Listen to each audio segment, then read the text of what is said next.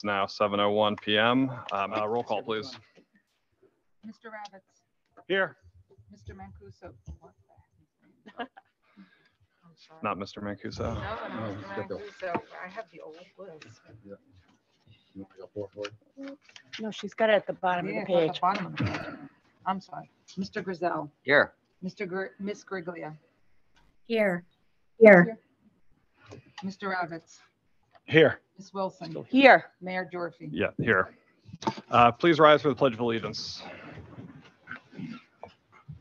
I pledge allegiance to the flag of the United States of America and to the republic for which it stands, one nation, under God, indivisible, with liberty and justice for all. Thank you. Good evening, everyone. Thanks, everyone who came out to join us for the Township Committee meeting. Obviously, I know a lot of people are here for the recognition, so we're going to start with that first. So I apologize. Did you read the sunshine statement? No, it wasn't read at the close. Oh, you did? Okay. I thought I don't know. Normally. I don't think we did. We should just, Okay. I have it here for you. Sorry about that. Both adequate and electronic notice of this meeting has been required by the Open Public Meetings Act and has been satisfied, and a statement certifying the same will be executed. Okay. So we're going to have the fire chief and police chief provide some recognitions. They'll be joined by Deputy Mayor Bud Ravitz, who is on the fire committee, Committeeman Grayzel, who's on the police committee. Will anyone else be going up there? Okay, so with that, I'll turn it over to Chief Nunn and Chief Shearer. You can go up, please. No, it's. Just first of all, I want to thank everybody for joining us to recognize Officer Palacio and members of the fire department. For those of you that don't know, the worst call that all police officers can go on is a fire, because these uniforms and fire really don't mix very well. Polyester is not made for fire. So on March 24th, Officer Palacio was dispatched to a fire on Sherman Avenue. Upon his arrival, he had located a female who had suffered injuries from the fire and was in her backyard. And Officer Palacio was able to safely escort her away from the fire, her and her dog, and provide her the necessary assistance and get her ultimately to safety to allow the fire department to be able to come in and do their job at that fire. So just really commend Officer Palacio's efforts and responsiveness to the victim in a very hectic and chaotic scene.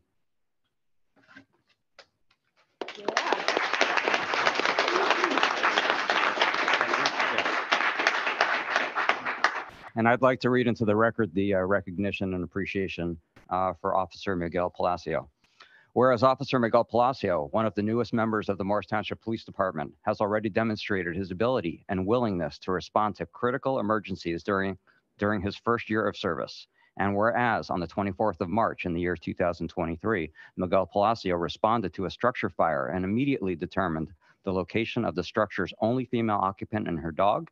And whereas the occupant was unable to find a clear, safe outlet from the property, Officer Palacio quickly assessed the situation and swiftly and skillfully provided her a secure and easy exit from the property, away from the fire, and protected her from any further potential danger. And whereas Officer Palacio provided the victim with appropriate comfort measures until the proper emergency medical service personnel could evaluate her fully. And now, therefore, it is hereby resolved by the members of the Township Committee of the Township of Morris, they being the governing body thereof, to hereby recognize his selfless and brave act as he executed the duties of a police officer. He has earned the deep respect of his fellow police officers, rescue personnel, governing body, and residents for whom he worked so diligently with effort and efficiency, and all who have been fortunate to work with him, and look forward to doing so for many years to come. And be it therefore resolved that on behalf of the citizens of the Township of Morris, we extend our appreciation to Miguel Palacio.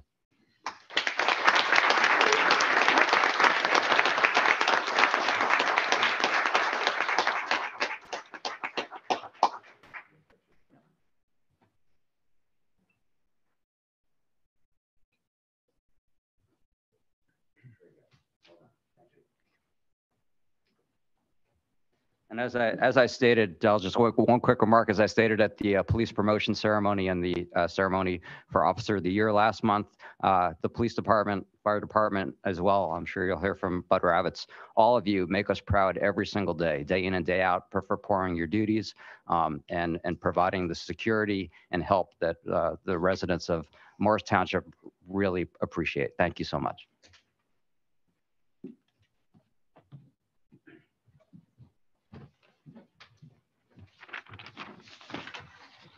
Good evening. Following up on Police Chief Shear account of the information or the account of the incident on March 24th. We're going to recognize Battalion Chief Dan Nunn for his efforts that evening as well. On March 24th, 2023, 21:36 hours, the fire department was dispatched to a report of an appliance fire at 18 Sherman Avenue. Battalion Chief Nunn, whose residence is directly across the street from 18 Sherman Avenue, immediately exited his residence to retrieve his PPE from the fire department vehicle. While doing so, he could hear a female screaming for help. Battalion Chief Nunn, along with the officer, responded down the driveway to the rear of the house, an area where the screams were coming from. As he approached the property, he could see smoke and fire coming from the small cottage located in the rear of the property.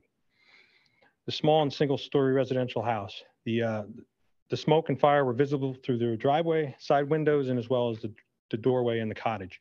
Battalion Chief Nunn contacted County Dispatch, advised them of a working structure fire. The alarm was then upgraded, requesting additional resources to respond. As he was calling out to the occupant, he could see that she was standing outside towards the rear of the property. Battalion Chief Nunn established verbal and visual contact with her along with the police officer. He confirmed that there was no one else in the house and that she had her dog with her. He notified the incoming units of the information via the radio as well. Battalion Chief Nunn attempted, along with the officer, to have her exit the area via a gate that was part of a fenced-in yard. She refused to do so and stated that she was not wearing any clothing at the time because she was about to enter the shower. Battalion Chief Nunn began to give her commands to walk to the back of the property while the police officer went around to the other side of the property yard towards the fence to gain access to her. At this point, the fire had increased and her exit path through the front was cut off. The fire had also extended to the detached garage. Having great concern for her attempt to make entry back into the house, Battalion Chief Nunn maintained visual and verbal contact while the officer went around to the rear to make access to the victim through the yard and the back fence. Battalion Chief Nunn maintained his position near the access point of the house, which now had fire venting into it in case that she attempted to come back out before the officer could make contact with her. The officer quickly retrieved, the officer confirmed that he had made contact with the victim and brought her into a safe area. The officer then was able to get the victim to the neighboring yard and quickly retrieved the blanket to provide to the occupant, and then escorted her to EMS to be evaluated. She would later be transported to the burn center with possible second-degree burns, which she received from exiting the house. With the victim being removed to safety, Battalion Chief Nunn began focusing his attention on the fire and requested the first two engine to pull into the driveway and deploy inch 3/4 line to the rear cottage to the front door. Engine 1 was the second due engine, and it confirmed that they were going to lay a supply line down the drive from Spiegel Avenue to Sherman Avenue. The fire was quickly extinguished and placed under control within 20 minutes of the first arriving engine. Ravitz. Thanks, Chief. I'm just going to read into the record the proclamation for Battalion Chief Nunn. Whereas Battalion Chief Daniel Nunn has rendered to the citizens of the Township of Morris over 40 years of faithful service as a Morris Township Fire Department volunteer firefighter, and whereas during his years of service, he has served tirelessly and loyally performed duties and obligations thrust upon him, and above and beyond these duties, he has given his utmost to the Township of Morris to the end that all citizens have benefited from his experience, enthusiasm, dedication, and whereas on the 24th of March in the year 2023, Daniel Nunn responded to a structure fire and immediately took command of the situation. And whereas he quickly and accurately assessed and confirmed the emergency, requesting a second alarm, and when other firefighting personnel arrived, was able to confirm there were no further occupants in the structure. And whereas Battalion Chief Nunn oversaw the fire operations to contain the fire and prevent any further damage of the structure, and now, therefore, it be it hereby resolved by the members of the Township Committee of the Township of Morris, they being the governing body thereof, do hereby recognize this selfless and brave act of Daniel Nunn as he executed the duties of firefighter and battalion chief. He has earned the deepest respect of his fellow firefighters, rescue personnel, governing body, and residents for whom he has worked so diligently with effort and efficiency, and all those who have been fortunate to work with him and look forward to doing so for many years to come. And be it further resolved that on behalf of the citizens of the Township of Morris, we extend our appreciation to Daniel Nunn.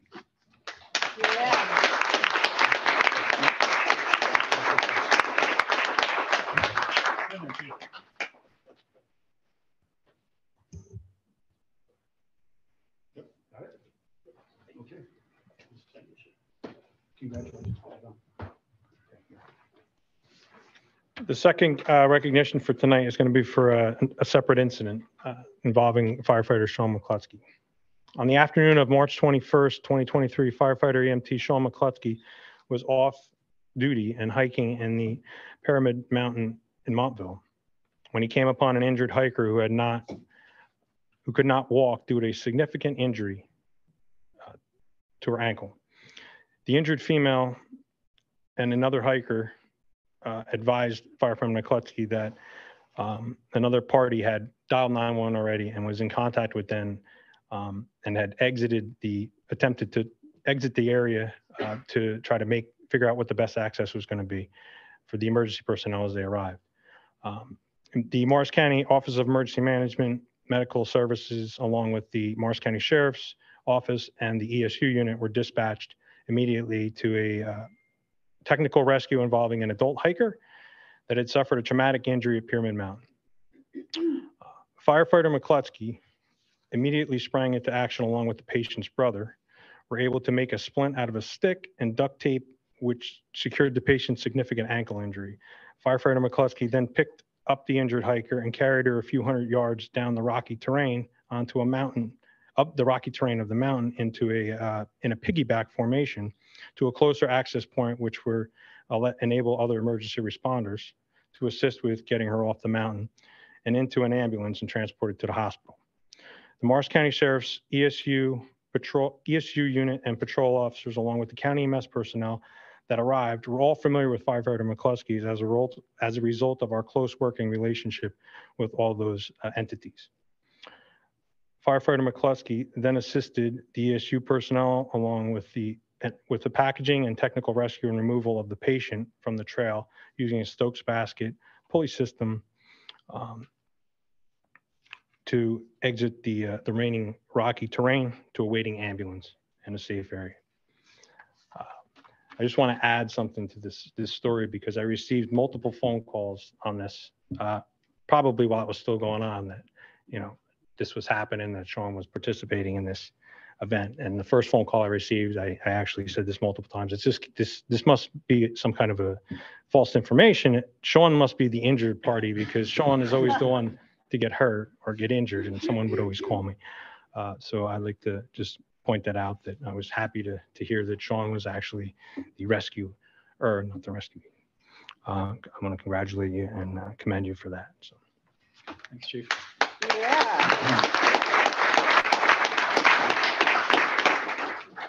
Okay, so I have the pleasure again of reading into the public record a proclamation in recognition of firefighter Sean McCluskey.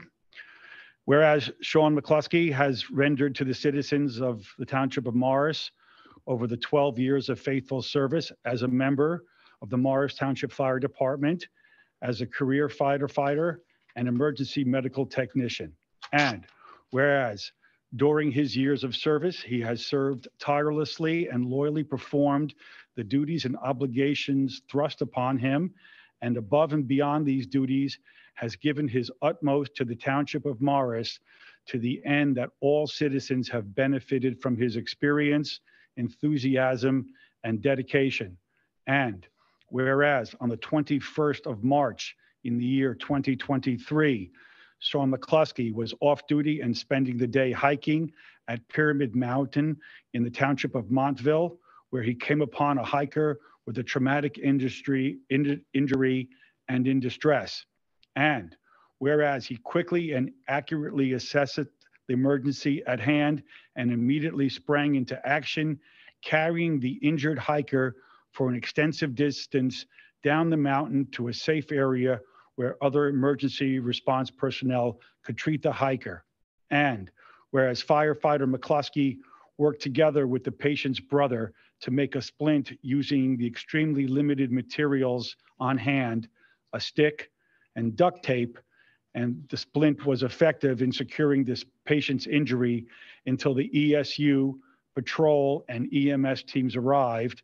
And whereas firefighter McCluskey, who had worked with these other rescue service teams on many occasions in the past and was therefore accustomed to working alongside them, so he was able to seamlessly assist in the rescue and removal of the hiker from the mountain. And now, therefore, it be hereby resolved by the members of the Township Committee of the Township of Morris, they being the governing body thereof, to hereby recognize this selfless and brave act of Sean McCluskey as he upheld the duties of firefighter and emergency medical technician while off duty. He has earned the deep respect of his fellow firefighters, rescue personnel, governing body, and the residents for whom he has worked so diligently with effort and efficiency, and all those who have been fortunate to work with him and look forward to doing so for many years to come. And be it further resolved that on behalf of the citizens of Morris Township, we extend our appreciation to Sean McCluskey.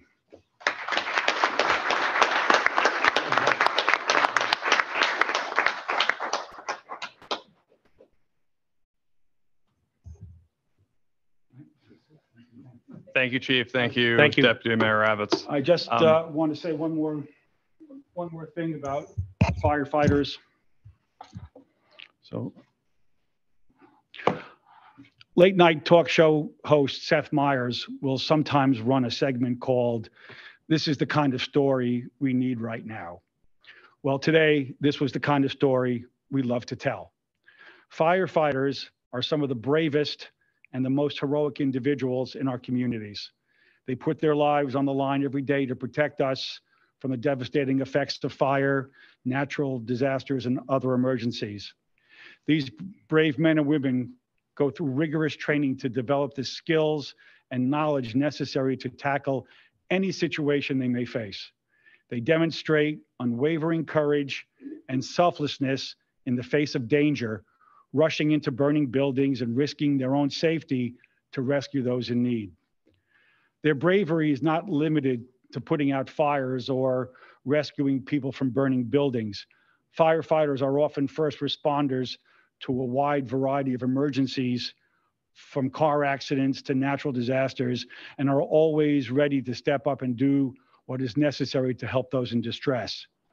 We owe a debt of gratitude to these everyday heroes who put their own lives on the line to ensure the safety of others. Let us never forget the bravery, heroism, and unwavering commitment to serving their communities. We all wonder how we would react in certain situations that require both quick and decisive actions.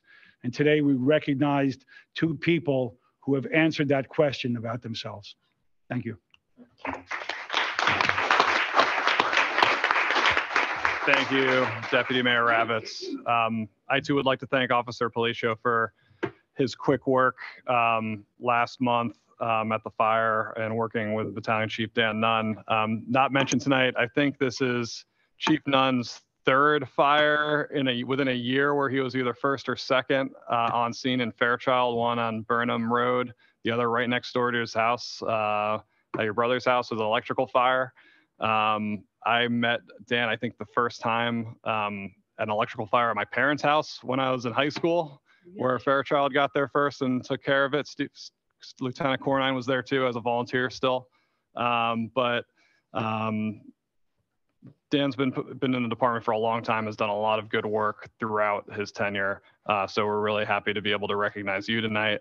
And Firefighter McCluskey, I've known you since high school. And you've always been a dedicated firefighter in the not only volunteer capacity, but a career capacity. And you're always looking out for the younger guys to make sure they're learning as much as they can so that they're capable on the fire ground. So I just want to thank all three of these gentlemen. We're so lucky to have all three of you. We're so lucky to have all of our men and women in the police and fire departments.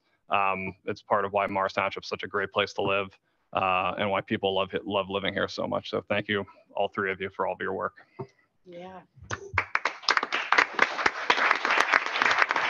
Any other comments? Okay, we'll take a brief 5-minute recess. Thank you all for joining us for the recognition. If you'd like to stay for our budget hearing, feel free. They're all leaving. No. I would never. I'll call back to order the regular meeting of the This meeting is being recorded. of the Township of Morris. The time is now 7:29 p.m. Madam Clerk, roll call, please. Mr. Grayzel. Here. Miss Guariglia. Miss Guariglia. Here. Mr. Ravitz. Here. Miss Wilson. Here. Mayor Gyorfy. Here. Just a note for the public in the record, we had 2 proclamations this evening as well, in addition to the recognitions we just done, honoring April 22nd, 2023 as Earth Day and honoring April 28th, 2023 as Arbor Day. With that, I will move it to the first public comment period. Currently, we have 10 members of the public who are joining us virtually, as well as members of the public here in Town Hall. If you are joining virtually and you'd like to speak, please raise your hand on Zoom. Please state your name and address for the record before speaking. Please note that comments are limited to 5 minutes per speaker. If you have questions you would like answered, your remaining time to speak will be yielded back for this purpose. May I please have a motion to open the first public comment portion? So moved. Second. All in favor? Aye. Okay. Any members of the public wishing to speak? Sir, did you want to talk about pickleball? Now's the time. Now's the time. Yes. If you could just come to the podium and speak into the microphone so our members who are virtual can hear you.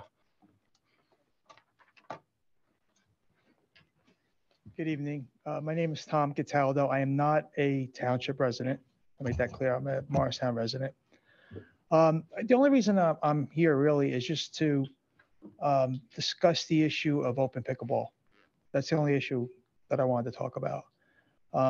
It's really not an issue at this point because it's not hot, it's not warm enough. A lot of people aren't playing outside yet, but based on last summer and last spring and summer and into the fall, it gets very crowded, whether it's during the week or on the weekends. So it looks like on the schedule, unless I'm interpreting it incorrectly, that there's much more scheduled play as opposed to open play.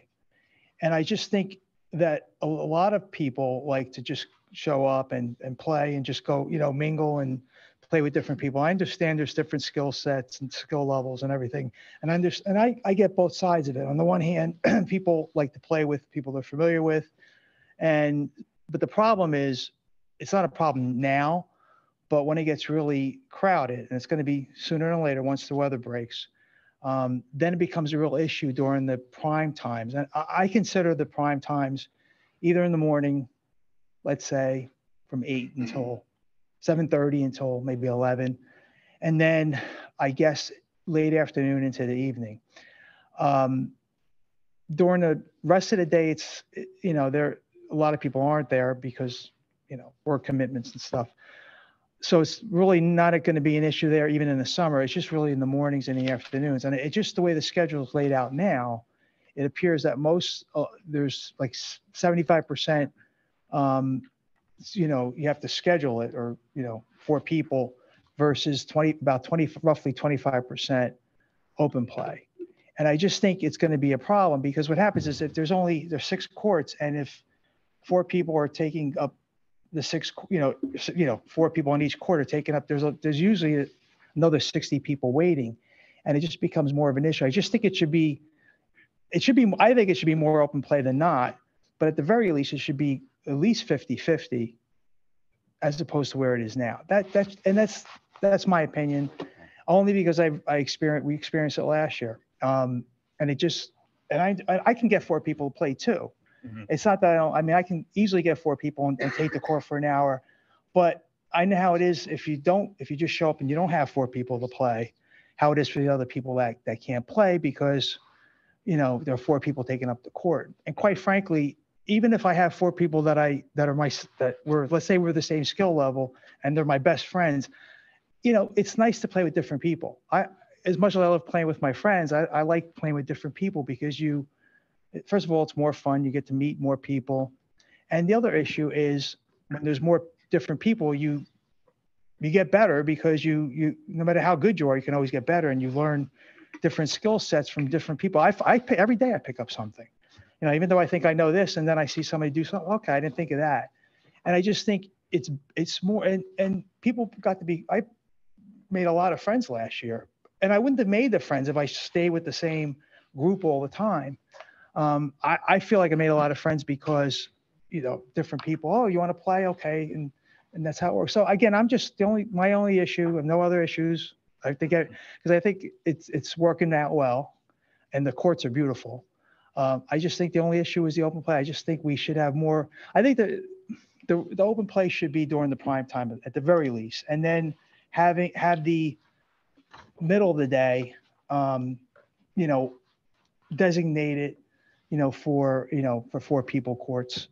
And the weekends are also an issue. It's not just during the week, especially I think the weekends are even more of an issue. And that's all I wanted to say. I appreciate it, Mr. Cataldo.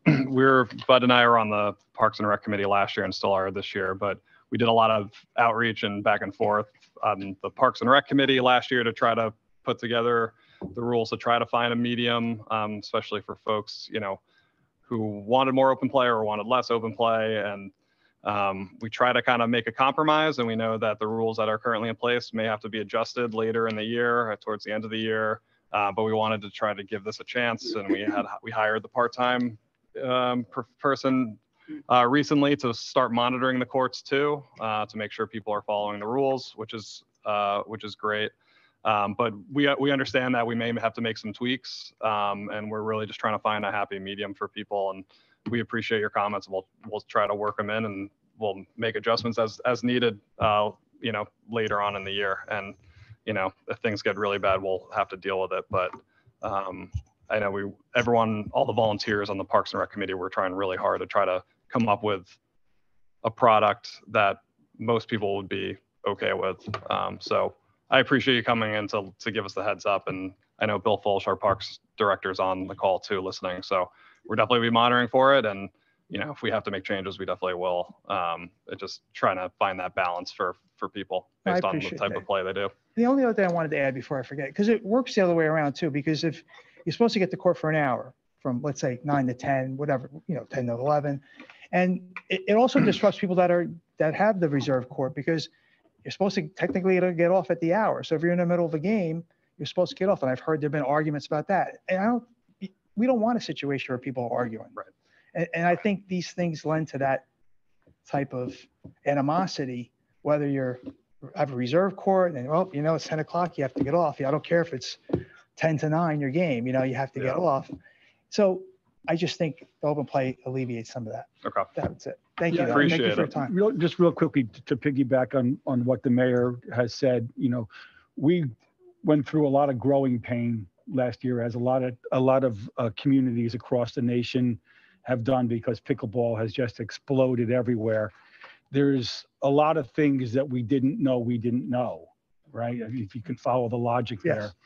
So in doing all the community outreach that we have done, We thought we had come up with, a pretty good compromise. We knew it wasn't going to make everybody happy. And as the mayor had said, we realized that, as we learn what we didn't know, we absolutely will make adjustments.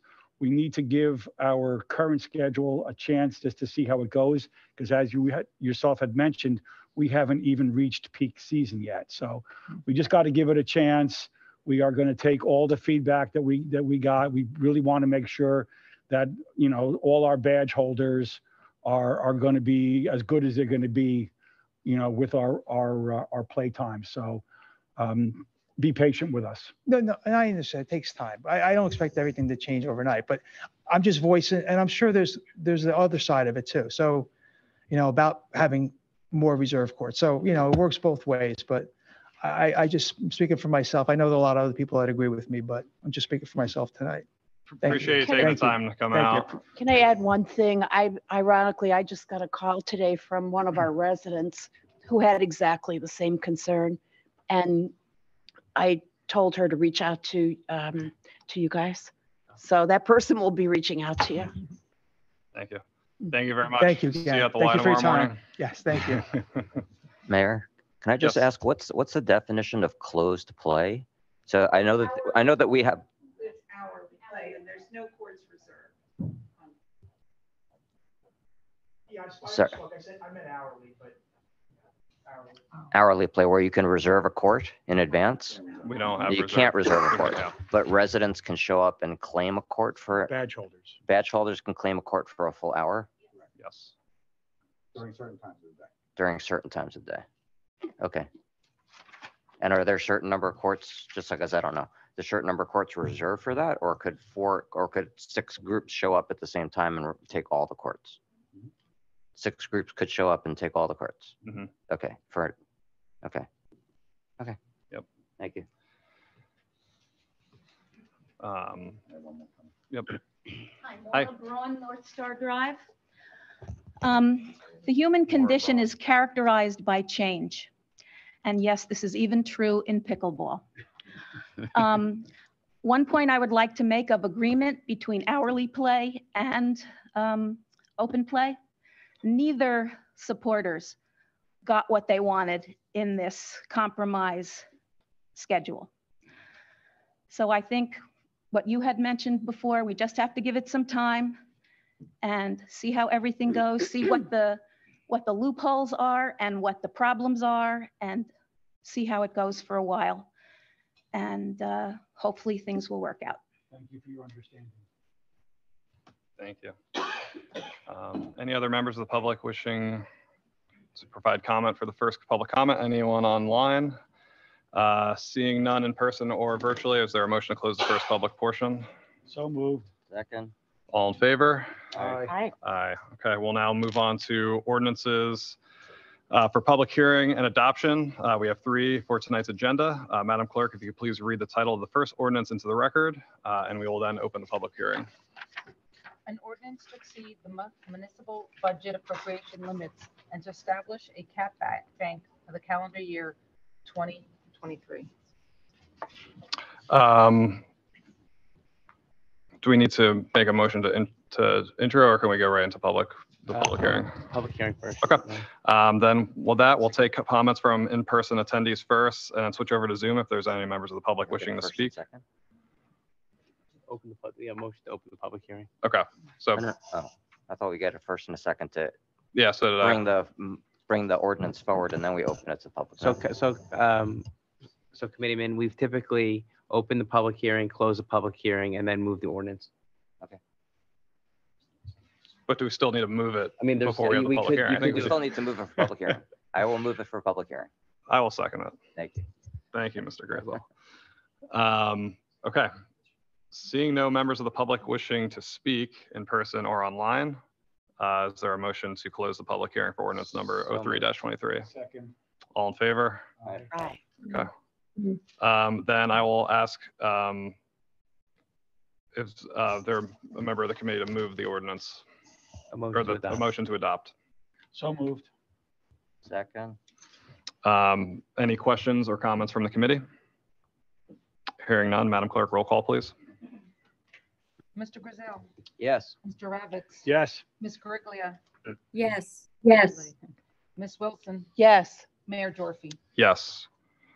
I, Mark Gyorfy, declare ordinance number 03-23 approved and adopted and direct the township clerk to publish proper notice thereof in the official newspaper. Madam Clerk, if you please read the title of the second ordinance into the record, and we will then open the public hearing. An ordinance of the Township Committee of the Township of Morris to amend the Township Code repealing Chapter 261 in its entirety. Is there a motion from the committee to introduce ordinance 04-23? I'll move that. Yeah. Second. Mayor, I need to open the And public hearing. yeah, and then now we'll move into the public hearing. Is there a motion to open the public hearing? So moved. Second. All in favor? Aye. Aye. Okay. Any members of the public wishing to speak? Move that we close the public hearing. Second. All in favor? Aye. Madam Clerk, any comments from the committee before we vote? Madam Clerk, roll call, please. Ms. Wilson, Yes. Mr. Grayzel, Yes. Ms. Guariglia, Yes. Mr. Ravitz, Yes. Mayor Gyorfy. Yes. I, Mark Gyorfy, Mayor, declare ordinance 04-23 approved and adopted and direct the township clerk to publish proper notice thereof in the official newspaper. Madam Clerk, if you please read the title of the third ordinance into the record. An ordinance of the Township of Morris, County of Morris, concerning salaries for non-union personnel. Is there a motion to open the public hearing? I'll move that. Second. All in favor? Aye.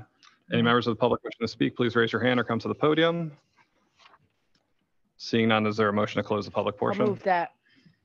Second. All in favor? Aye. Now may I have a motion to adopt ordinance 05-23? I'll move that. Second. Any comments or questions from the committee? Hearing none, Madam Clerk, roll call, please. Ms. Wilson, Yes. Mr. Ravitz, Yes. Mr. Grayzel, Yes. Ms. Guariglia, Yes. and Mayor Gyorfy. Yes. I, Mark Gyorfy, Mayor, declare ordinance 05-23 approved and adopted and direct the township clerk to publish proper notice thereof in the official newspaper. We are now going to move into the 2023 municipal budget presentation, which will be provided by our township administrator, Tim Quinn, backed by Francine DeAngelis, our CFO, and Valerie Dolan, our auditor.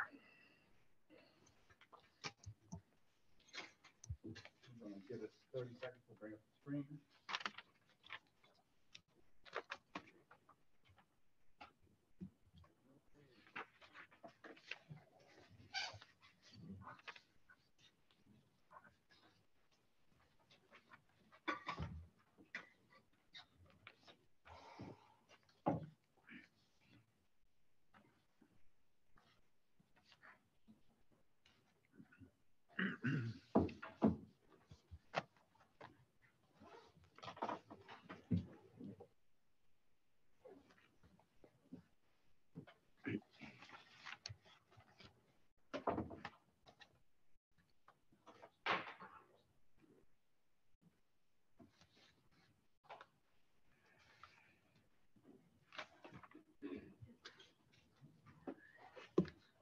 Thank you, Mayor, and members of the Township Committee.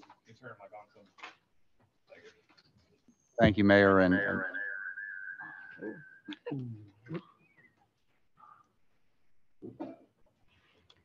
Turn the volume off.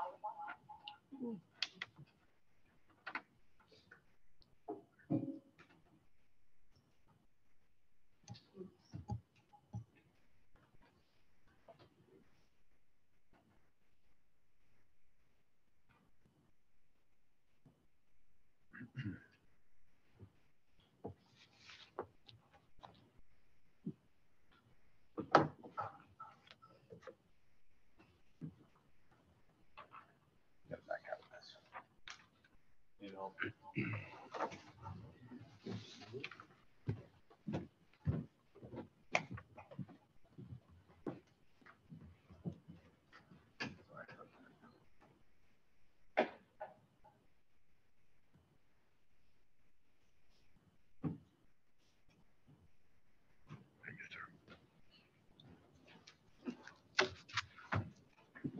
And that concludes my budget presentation.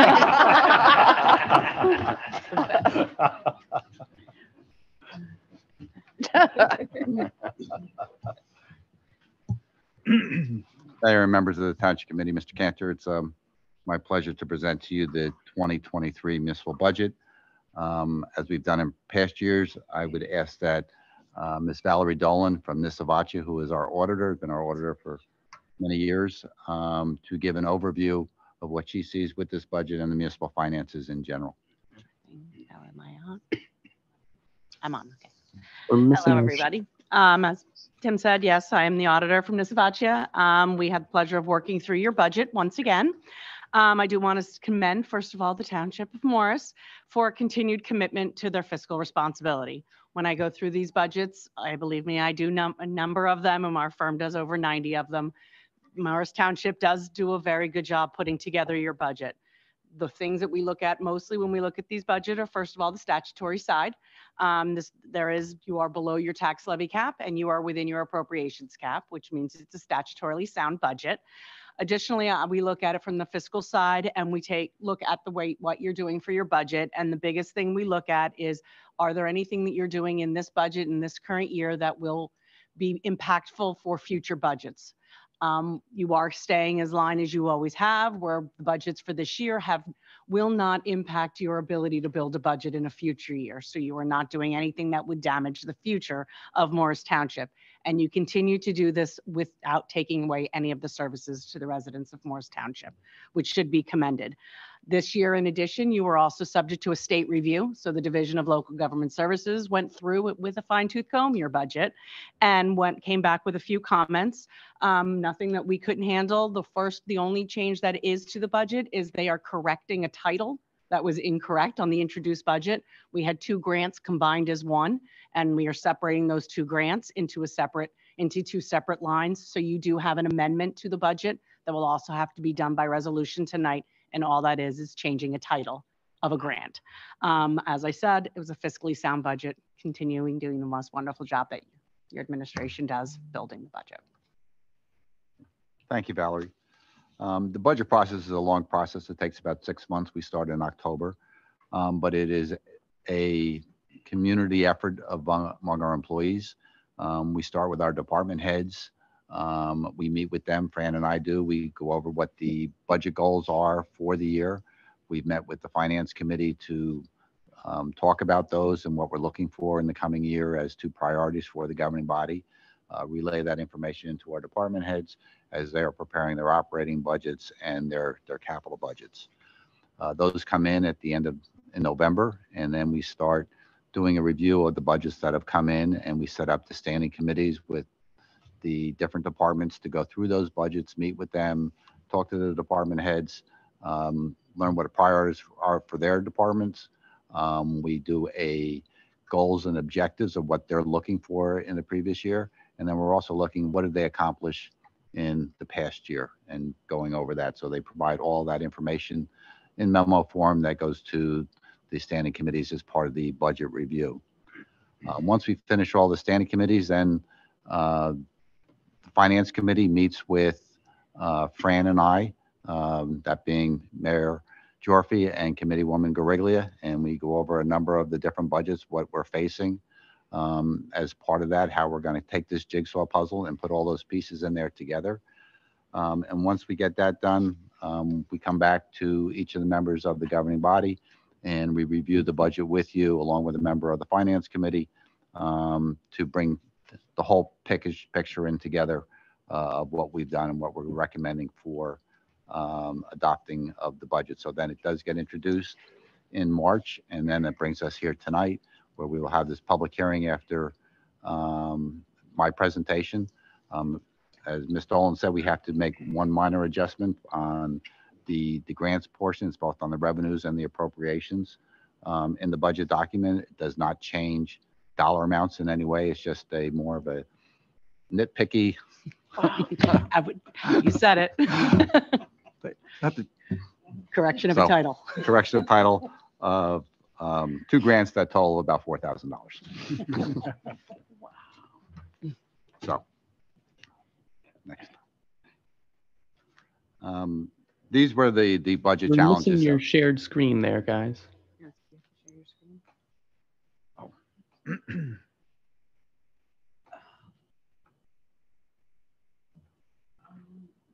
There we go. Hold on, we're gonna get it.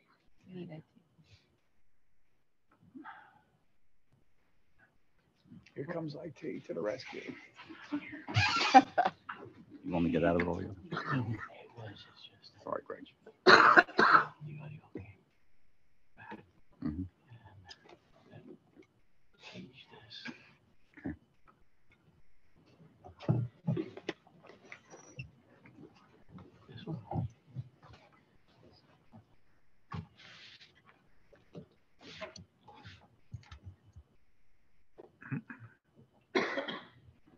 Okay.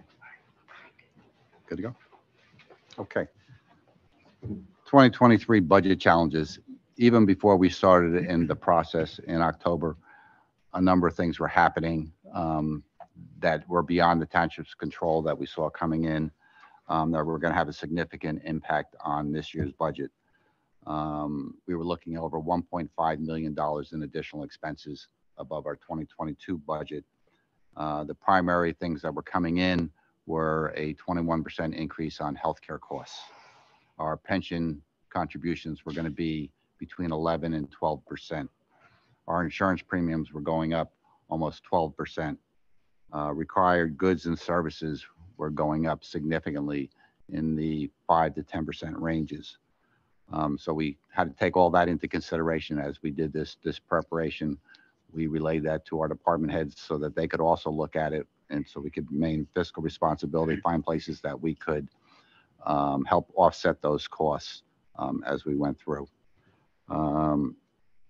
We have, our employee costs, our salary and wages, and looking at that, and also recognizing that the healthcare contributions that the employees would be having to contribute to because of the mandate on that they would actually be taking less money home this year than they were last year, even with a raise in 2023. We saw significant increases in gasoline prices, especially the diesel fuel. At the end of last year, we actually had to put in another $150,000 transfer into that to cover our diesel fuel expenses. So in this budget, we added in that $150,000 because of the instability of the gas market and the price of gasoline and diesel fuel, which remains, especially the diesel fuel, remains very high, which fuels our fire apparatus and our DPW trucks, parks trucks. So we go through quite a bit of diesel fuel. As we said, we have, recycling and tipping fees costs.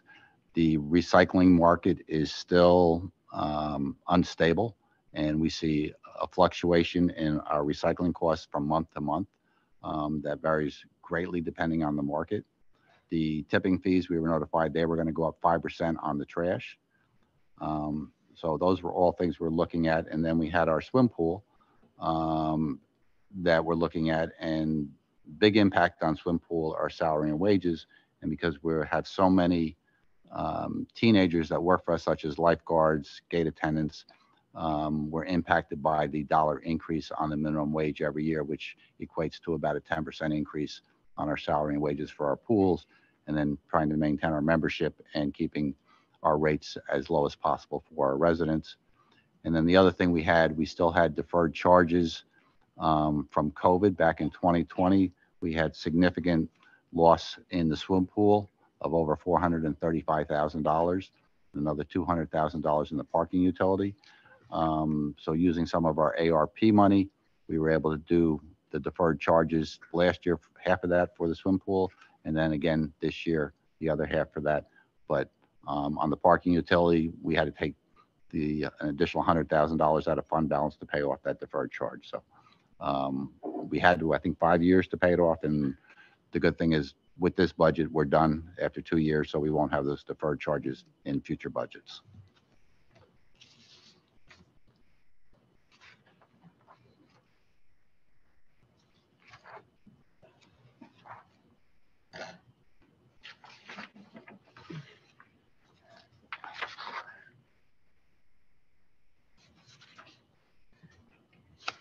You good? Okay. And, going back to the coronavirus, as we're coming out of that, we are rebounding very well. However, reduction of some general fees are starting to come back. Probably the biggest one is the hotel room tax. At one time we were bringing in over 600,000. We're still just under 400,000 on that. We're hoping to see that come back with our 2 hotels. Our municipal court fees are down. Some of our other fees that we had for permits and that are starting to come back. So we're hopeful that will happen. The same thing, interest on investments, now that the market is starting to change. We can only budget what we brought in for the previous year. So we are a little bit limited as to what we could do on projections of interest. And Fran does a terrific job in investing our money.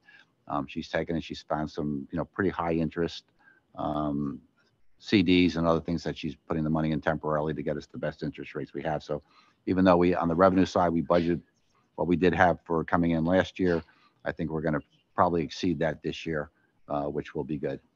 We'll continue working, with the parking lot. We're seeing about 60% on that for it. Hopefully we'll get more people coming and using the train. But as you know, the dynamic has changed with a lot more people working from home, remote working, things like that, that not as many people going into the city or into Newark or down the train line 5 days a week like we previously had prior to COVID.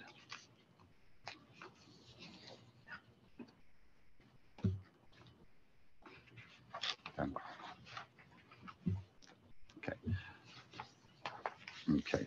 So the budget process, as I said, we start in October, November for our department heads, move into December and January, bringing everything together.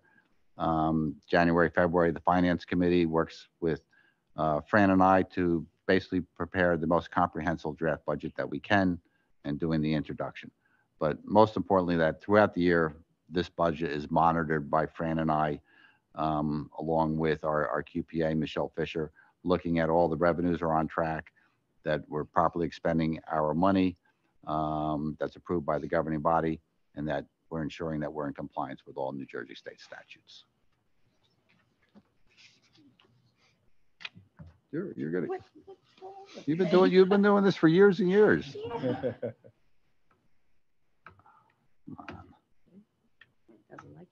It's not playing nice. It doesn't want you. No, that's not true. Make the computer stop saying that it doesn't want Fran. Okay. All right.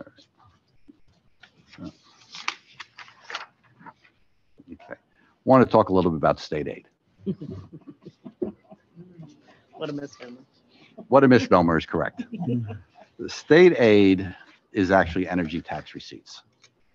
The state took it over and started dispensing it out rather than coming in directly into municipalities back in the early 2000s. Historically, back in 2001, we were getting in $4.5 million a year for that. In 2007, we peaked out at 4.7 million, almost 4.8 million.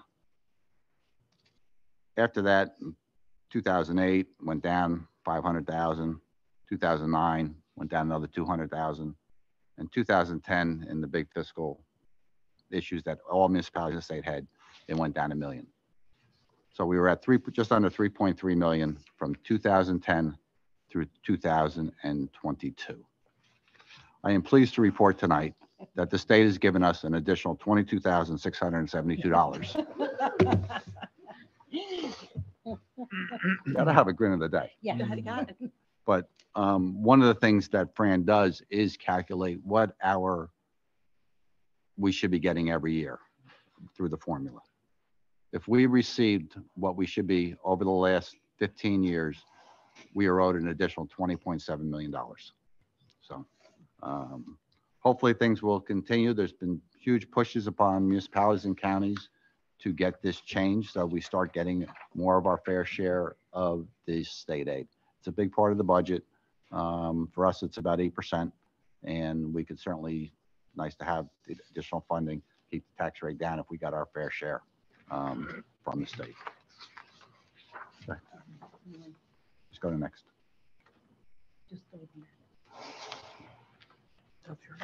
Thank you. Thank you. 2 steps. Okay. One of the things that we saw, again, and this is, the graph will show it, each year our pension costs are going up double digits. The graph shows you where we are. The first one in blue is our public employees. Then we have our police and fire, and then we have the total number of our cost contribution to the state. This is a mandate from the state. We get a notice from them, not much else. We have to figure this into the budget. And as I said, the last several years, it's been double-digit increases. This year for the public employees, we're seeing an increase of just under $110,000. And under the police and fire, just under $300,000. So it's a significant increase that we had to account for in this year's budget.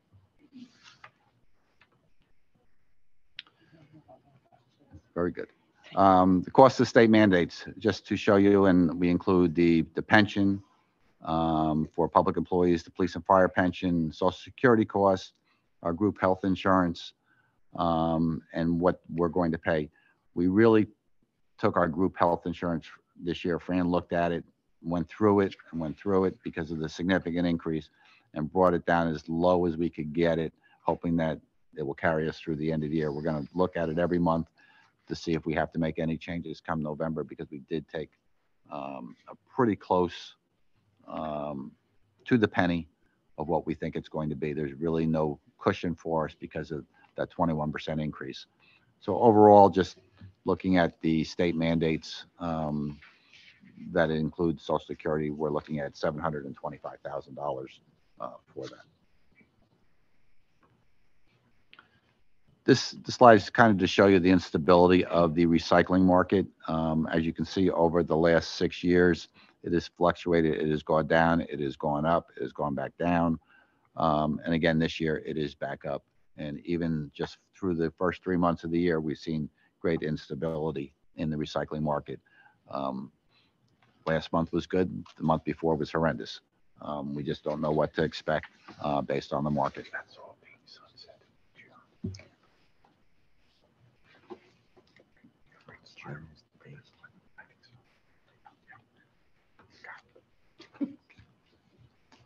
Just want to talk a little bit about municipal debt. It's always been the township's policy that we're only going to bring on new debt to replace debt that is being retired. That's roughly about $2.8 million a year. On the sewer and the parking, we have been debt-free since 2014, in which all of our capital projects have been paid through the capital improvement program, which is 100% raised in the budget for that. With our swim pools, we did the $4 million of renovations to the 2 pools. That $4 million had to be paid back over 10 years. We're into year 7 of that now. And that's about $425,000 for that.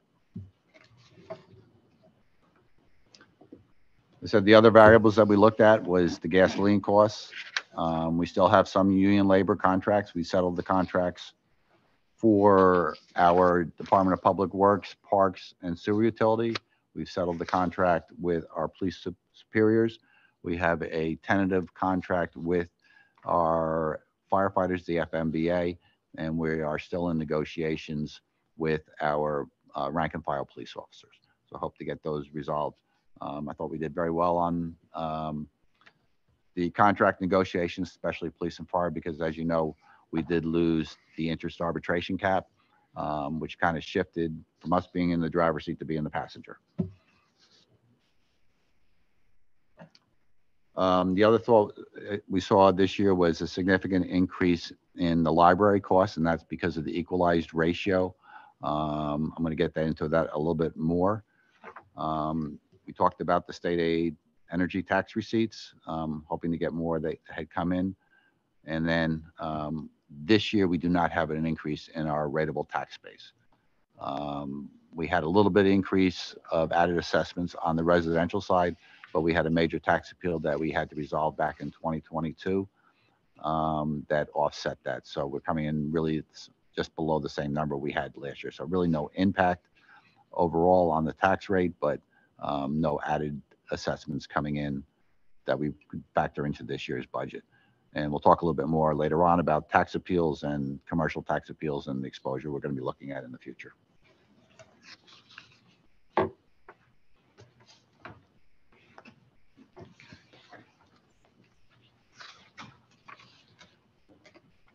Want to talk about grants. We've significant number of grants this year. We've been working hard to go for those grants.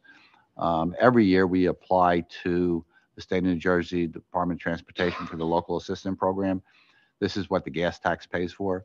Usually we get one project. We always submit two. Well, we got two this year, so it's a good thing. So those are for the resurfacing, and we do a little bit of drainage inlets and other repairs for the roadways. And they are for Woodland Avenue and for Whitehead Road. And it pays for about 50% of the project. So, you know, years ago we were getting sometimes in the $400,000 to $500,000 range, but we've seen those numbers come down. And these are not total reconstruction projects, they're resurfacing projects. So we're pleased that we got that. Another major grant that we have, I think you're all aware of, our health department through the Department of Health applied for a grant for enhancing our public health infrastructure. And we got that in the amount of $126,000.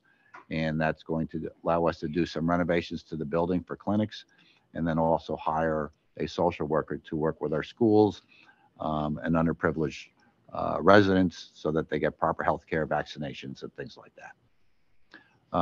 Usual things that we get, like the recycling tonnage grant, based on our tonnage there, it comes back, and then we turn around and we use that for our recycling efforts and also for the promotion of recycling, especially through our municipal calendar that is mailed out every year.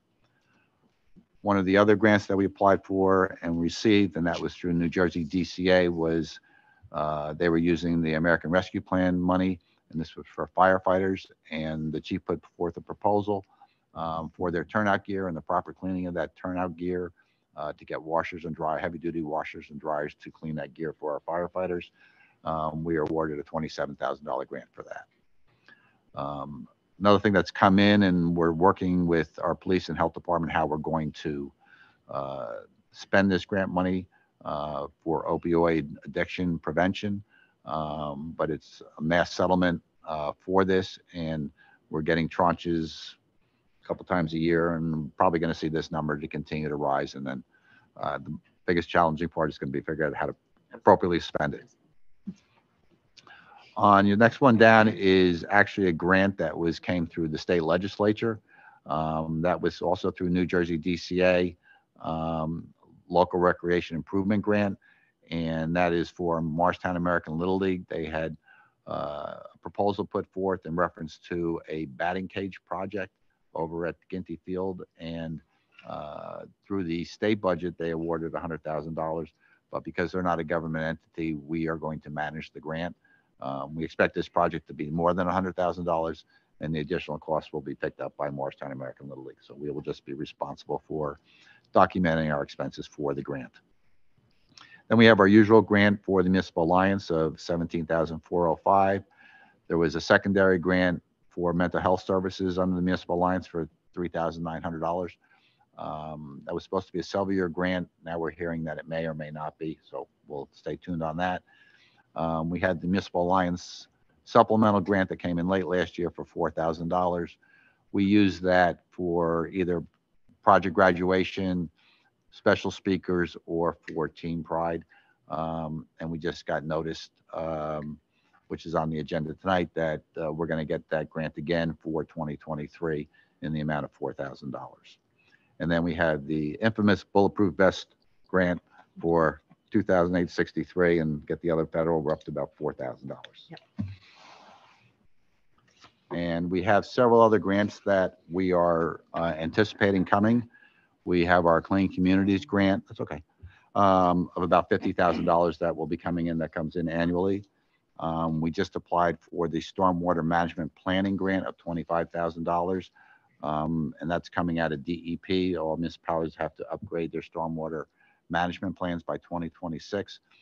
It's going to cost significantly more than $25,000, but it'll give us a little seed money to get started. We also applied again to New Jersey DCA local recreation improvement grants for $100,000 for the Collinsville Tucker project. And we also applied to the Green Acres program for $500,000 plus for the Collinsville Tucker project. We expect to hear on both of those grants very, very soon. A very small grant that we get annually that should be coming in is alcohol education, rehabilitation, enforcement. And really what that is helping us offset the costs of municipal court for special prosecutions for DWI cases for judges, prosecutors, and police officers. And then we do get some enforcement grants that may come through Division of Highway Traffic Safety for enforcement grants such as distracted driving or for DWI enforcement.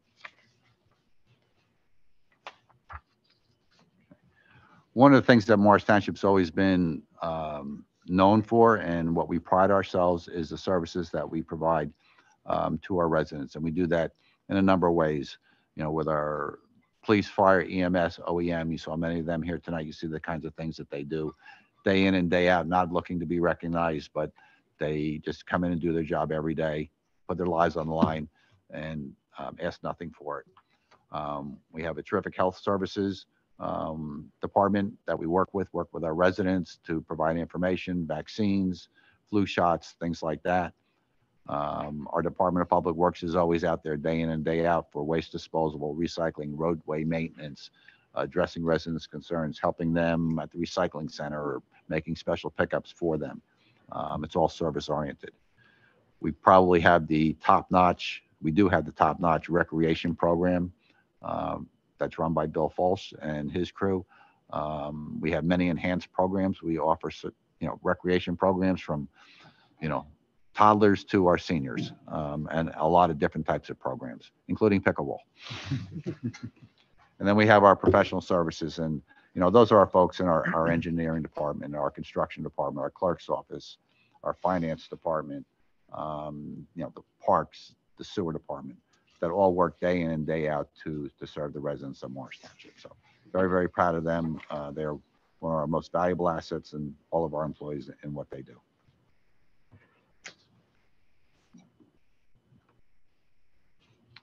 We're always looking for shared services and how they can benefit the township and make sure they do. We have the joint municipal court that saves us a significant amount of money. We've been in there since 2013. So we save, you know, hundreds of thousands of dollars with this joint court. It works very well. We have a number of different contracts with neighboring towns for sewer service. As you know, most of sewer is based on gravity. Some goes up, some comes down, and we take some, we give some away. So it's important for the flow. And then, as I said, we work with the different municipalities that are contiguous to us to provide sewer service to the whole area. And then we have the joint public library with the town of Morristown that we contribute to. We have a good working relationship with the library, and it's a mutual benefit to both municipalities. And then on the public safety side, we have agreements with the Morris County Communications for our dispatch services, mutual aid. They also provide dispatch services to our police, our fire, and our EMS. And a little bit of a shout out to the county. We've been with them since 2010, and they haven't raised our rates since 2014.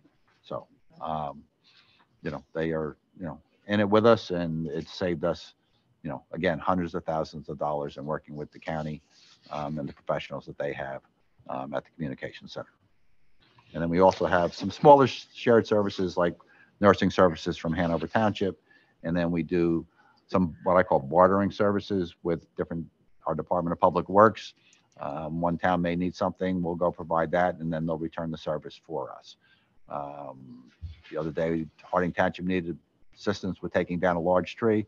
Our crews did it, and then they're going to come back and they're going to do work for us. So it's a good system that we have, and the DPW guys working together from the different municipalities.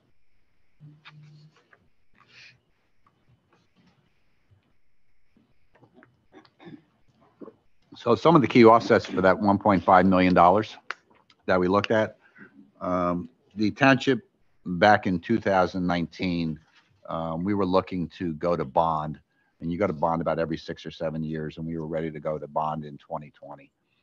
And as we got into August of 2019, interest rates were very, very, very favorable. And discussions with Fran, with Valerie, and looking at it, we made the decision to move forward and go to bond at the end of 2019.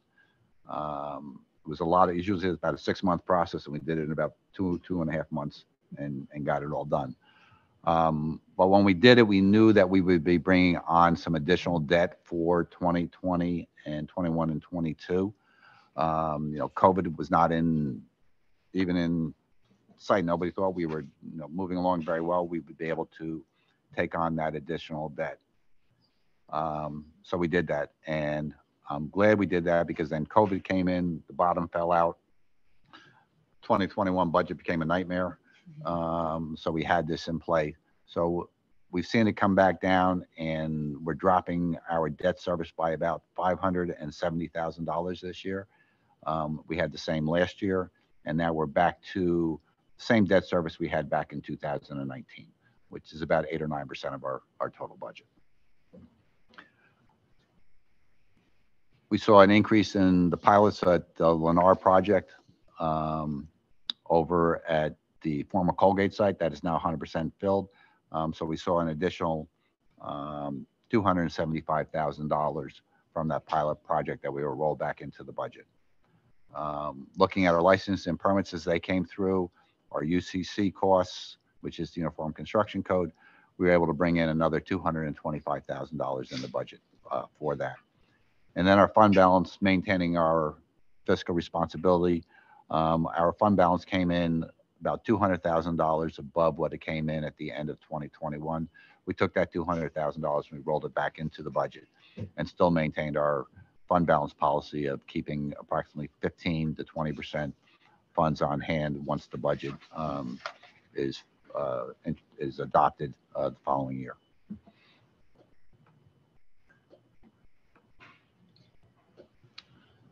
So looking at our anticipated revenues to come up with our budget, as I said, we raised our fund balance from 5.8 million to 6 million. Our miscellaneous revenues, which includes the state aid, is 7.578 million. Delinquent taxes is pretty steady every year, of about 550,000. Our local tax that have to be raised this year is 24.392 million, which is 2% above last year. And then our library tax went up fairly significant this year because of the equalized ratio, and it's based on a formula called the 1/3 of a mil. It's just over $2 million for that. So the total budget for revenues for this year is 40.537 million. And how are we going to spend that money? The biggest one is our salary and wages, 15.281 million. Of note, though, our salary and wages are only going up 1.4% this year. Last year, with the instability of many of our union contracts not being settled, we did budget a little bit higher last year to be able to protect ourselves. As I said, we did not have the interest arbitration cap in place, and there's a lot of uncertainty as to where we would come in with our union contracts. So to be on the safe side, so we were able to offset that now that we have our contracts, most of our contracts in place, and we have projections for that.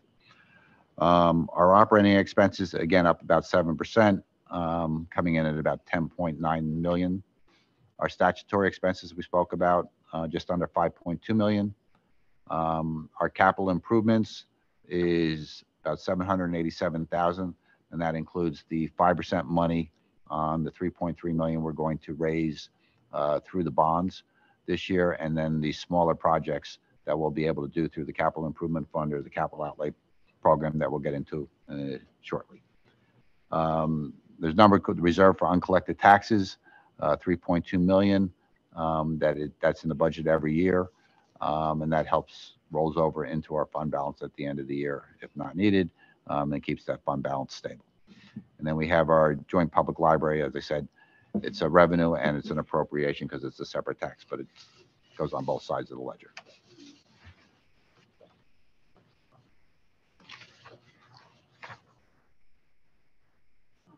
You're fine. Okay. So we want to talk a little bit about our capital program.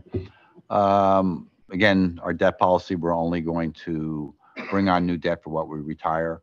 Our program this year is for debt is 3.3 million.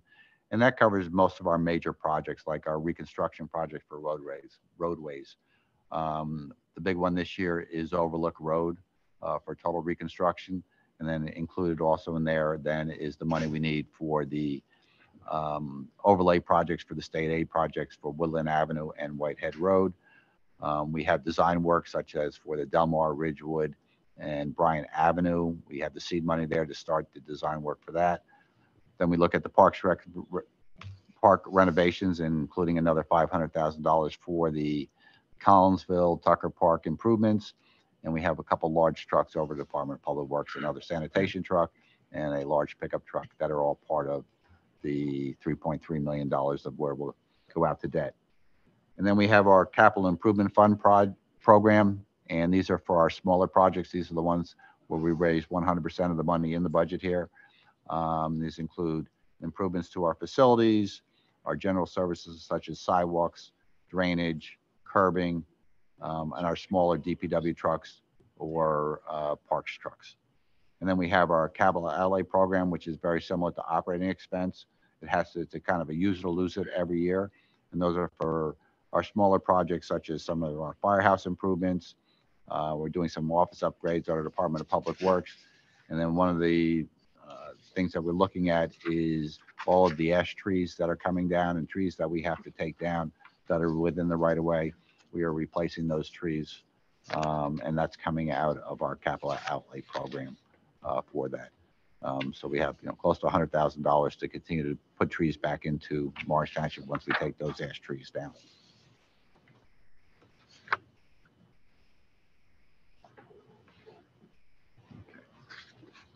Just kind of looking at property values, as I said, our assessed property values have stayed the same. However, you'll see that our equalized ratio has dropped from 93% to 89%. That's a good thing. That means that the property values for our home, our residents, means that their price of their homes has now increased. And it's also used this equalized ratio in determining the assessment for the taxes with the school board, with the library, and with the county.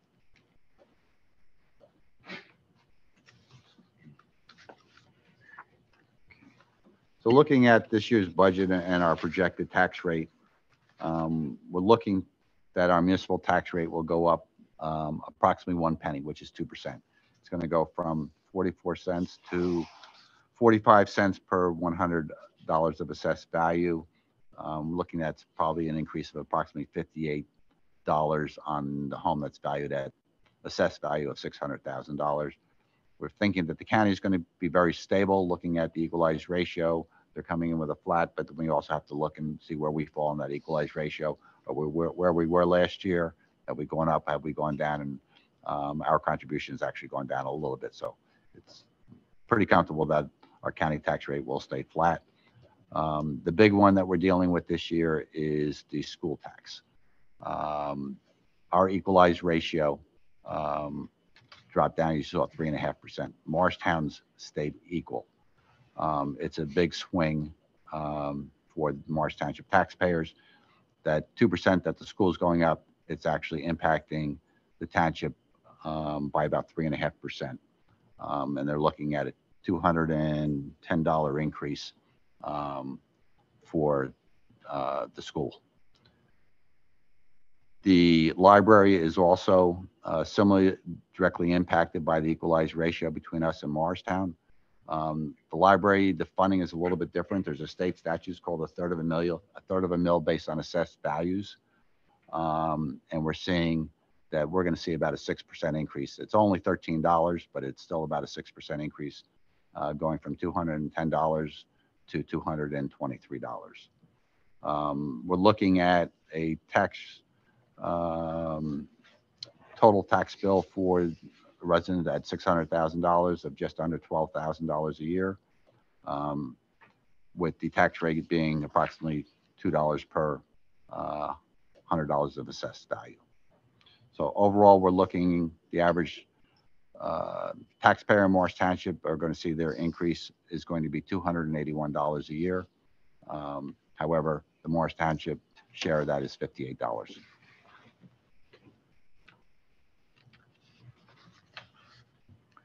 And kind of just to show where we collect the money and then we distribute it to the other entities. So 61% of the tax dollar goes to the school, 14% goes to the county, approximately 2% goes to the library, and the municipal budget is approximately 23% of the tax dollar.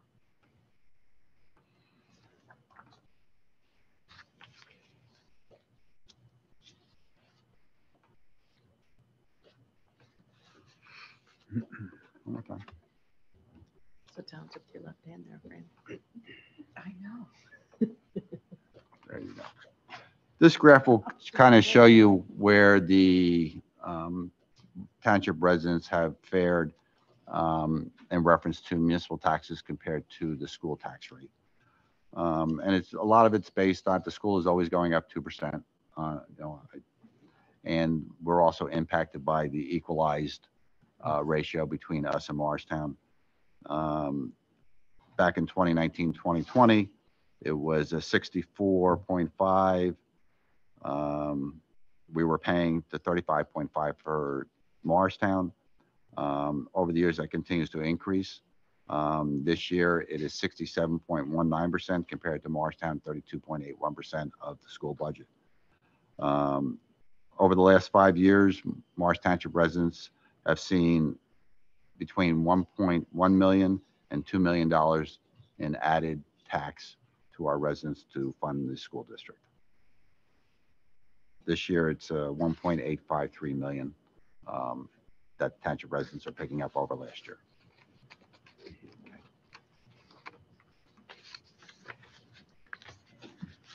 What was that number, Tim? That we're increasing this year? 1.853,000. That we're picking up. This is to kind of show you what we do and the professionalism we have with our finance staff. Rebecca Roth is our tax collector. We're always in that 99% range. Doing terrific that we collect the money that we are. As you know, that if we do have delinquencies on tax payments, that the following year we have a tax sale and then liens are put on that. So we try and bring that down as much as we can, but very, very high success with our tax collection rate of maintaining that 99% even through the difficult years of COVID. And then the uncollected tax rate is what we're looking for our budget purposes, but we're significantly over that. And then that money rolls back into fund balance. So talking about fund balance, very, very important to maintain fiscal responsibility. And one of the ways to do it is to have a very good fund balance policy and to adhere to that policy. We do that to avoid tax spikes. So if we have significant expenses coming up, we're able to address them. We want to maintain that tax levy cap of 2%. We also want to have that fund balance available to us if we have any significant loss of revenue. And we also need it for emergency appropriations when we have a natural disaster or reevaluation that comes through. But we've had those major storms that come through, and we had that money available to us if we need it. One of the biggest things that we're looking at, though, is tax appeals. We want to make sure that we have a tax appeal reserve that does our exposure. We settled some big tax appeals last year. We also just had a withdrawal of a significant tax appeal, brought that down. However, the commercial properties, one of the things that goes into their assessment is their vacancy rates. And when we have low vacancy rates and we have full offices, we're good. But as the offices become empty and they can't sublease them, leases expire, we start getting tax appeals. We saw a big thing that happened back in the 2008 to 2010 range that had a very significant impact on the township, where at one point we were over $6 million of tax appeal exposure. We're able to bring that down. So every year, as Fran's doing the annual financial statement, we're working with Kathy Villarengo, our tax assessor. We're looking at our tax appeals, and we're making sure that we have a tax appeal reserve to cover any exposure that we may have, so that if it comes to that, we would never have to raise taxes in order to pay a tax appeal. And as you may know, we take in 23 cents on the dollar, but on these tax appeals, we pay out the whole dollar. So Kathy does a very good job looking at this on a regular basis, making adjustments to assessments as needed. We get the appeals. You saw on the agenda tonight, there's a number of commercial properties that have filed appeals for this year, and we'll be working with our tax appeal attorneys to address those and come out the best resolution we can. So we maintain a fund balance policy, and I know there's a lot on here, but basically we're looking to make sure that we stay stable. We have a AAA credit rating. We want to maintain that credit rating for when we go out to bond. It's very important. We will get far better rates to have that rating, and we've been able to do that. We want to be able to maintain 15 to 20% of the general operating budget. Out of that $40 million, we do subtract the library of the $2 million and also the reserve for uncollected taxes. So it brings it back down to about $35 million. So that means we have to keep at least $5 million on hand, and we're a little bit over that this year. So we're about 15.26% that we have in the fund balance for this. I'd like to be the governor and have, what is it, $19 billion in fund balance. But that's some. I'm sorry. All your energy receipts. And healthcare costs. So we want to maintain, and we've made every part of our budget process is making sure that we have a strong fund balance policy, and we adhere to that policy. And the next slide will just kind of show you the numbers over the years. We've been able to increase that year-end fund balance, but then also roll that back into the budget. As you see, we came in just under $200,000 above last year, and we took that money and we rolled it back into this year's budget.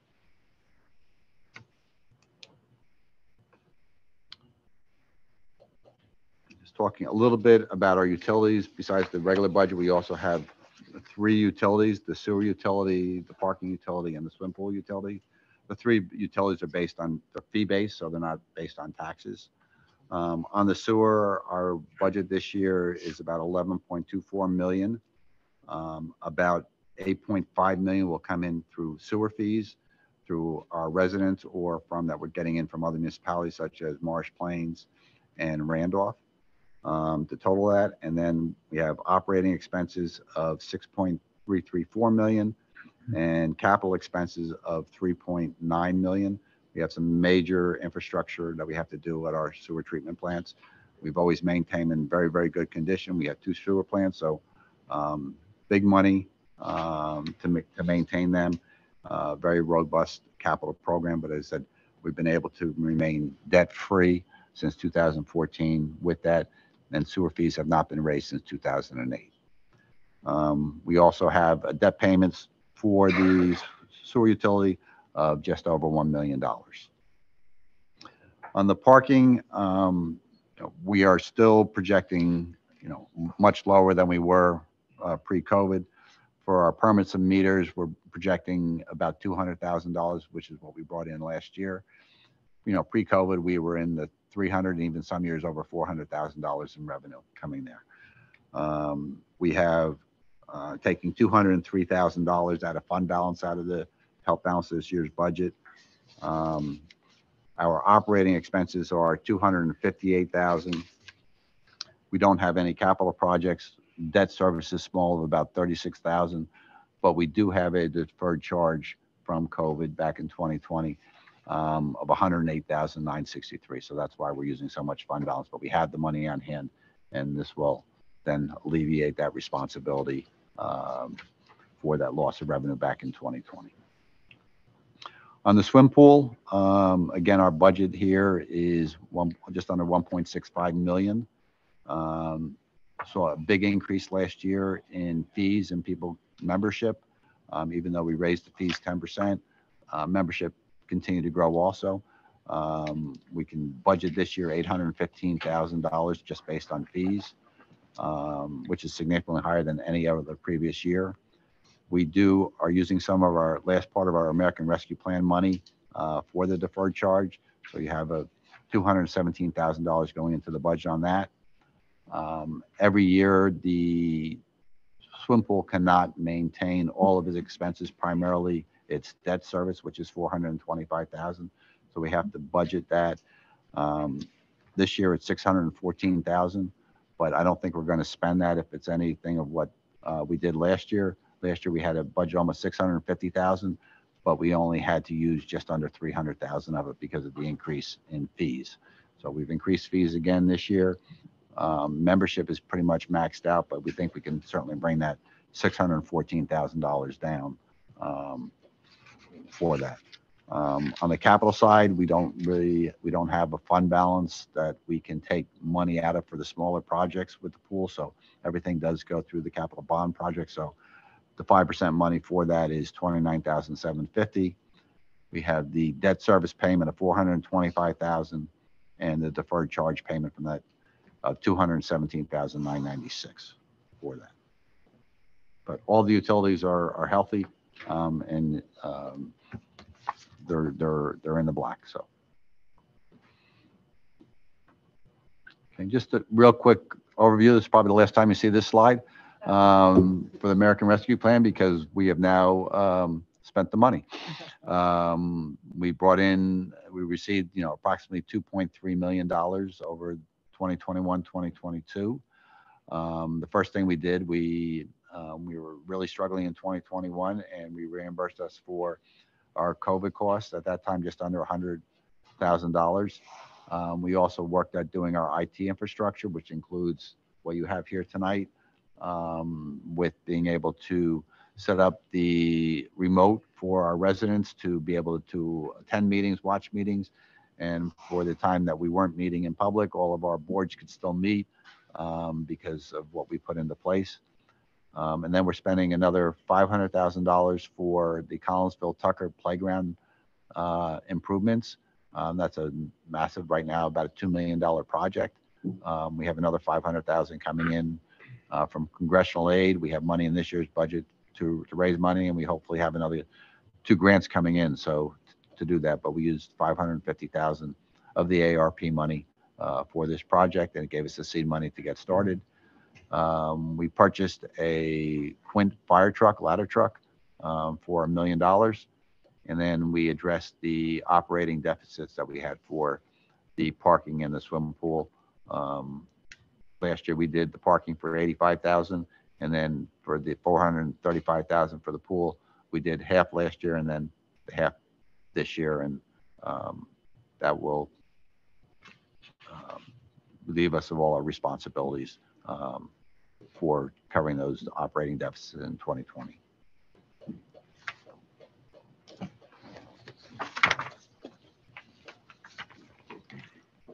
So 2023 budget, maintaining all of our services. We have our capital program back to pre-COVID levels. We're maintaining our annual road overlay and crack sealing program, our general services contracts for drainage, curbing, and sidewalks, infrastructure improvements, equipment, trucks, significant increase in grant funding this year, use of our ARP money, a 2% municipal tax levy increase.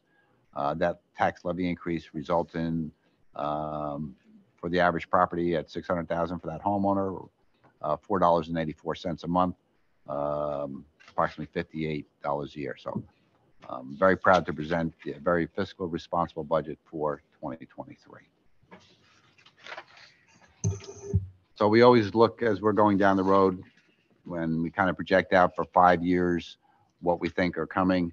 Many of those things, are year to year, our salary and wage increases. Looking again at the instability of the recycling market. What are the costs and goods and services that we're going to have? CPI has been running between 5% and 8%. We've seen some certain things like chemicals for the sewer department or chlorine for the pool, just, astronomical increases for those. And then we've seen our insurance for liability insurance, went up significantly this year, as did for all over the state of New Jersey. And the projections we're getting right now, we're going to get another increase in 2024 on that. Continue working on our revenue projections. Things are, looking promising that we're coming back. As Fran's been looking at it, she's been taking our money, investing it where she can to get high interest rates, dealing with different banks to make that happen. And then every year, what is the impact of things we don't control? State aid number, our health benefit costs, our pension costs. Are the gasoline going to continue to go up? Is that going to stabilize? So those are the things we look at, and as we prepare going into next year, what do we have to be ready for, and making sure that we can meet those challenges. And the slide you all been waiting for. Okay. So usually at this point, I open it up, or I request the mayor for the finance committee, any comments or questions, and then we'll go to the township committee. Thanks, Tim. First off, I want to thank you and Fran and Valerie for your presentations tonight. Thank you, Tim and Fran, and all department heads for all of your hard work beginning last fall. To those who don't know, Tim and Fran are here pretty much every Saturday between New Year's Day and December, Thanksgiving. early to Thanksgiving to through February and into March. They do a huge amount of work, and it's a huge load for the town, but they have always been able to present budgets for the township committee's consideration that have been reasonable to our residents, making sure that we are keeping a stable tax rate and we're not cutting services that everyone depends on. But Donna, we served on the finance committee together. If you'd like to say a few words. Sure. Thank you, Mayor. And it was my first time serving on the finance committee. And I have to say that, this is something I do in other work that I do. And I can't thank Tim, our administrator, enough, and the finance department and all the department heads for the excellent work they did in helping to prepare and balance the budget. You just heard, while we were faced with budget challenges, as well as some of the other variables that you heard during the presentation, we still remain one of the lowest municipalities in Morris County with only the 2% increase that we have. And again, being able to do that and maintain the high level of service to our residents is something that does take a lot of hard work. So again, I just want to commend everybody who put their efforts towards balancing this budget and doing the best we could this year. It really did a great job. So thank you. Thank you, Donna. Before I open up to other comments, I also did want to note too, I think the township in the past few years with the federal funding we received, I think we did, I think we made decisions in the best interest of the residents by investing that money into capital projects that will pay off dividends in the long run. So many other towns in New Jersey use that money to plug their budgets and then have had to raise their taxes pretty significantly since then because the money ran out. So I know a lot of other municipalities in the state are raising above 2%, some going to 4%. Last year, one town in Morris County went up, I think, 14%. So I'm glad we have a conservative and persistent approach to our budgeting here and making sure that we're being smart with the money, even if it's from other outside sources. So any other comments from the governing body or questions? Can I just ask, I have a couple of questions on somewhat small items in the total context. When you talked about there's a mental health grant. Mm-hmm. Can you say a little bit more about that? It was primarily directed for teenagers and coming out through the Municipal Alliance. So we got the first part of it last year. It was originally came out, it was going to be a multi-year grant. We worked with an organization and the school district and the Municipal Alliance to administer that grant. And so we're getting it this year? We don't know. It came in late last year. It's into this year's budget. We have already expended the money for this grant. We're hoping that it's going to be renewed again for this year, but for budget purposes, we have to account for it. It's in this year's budget okay. For that.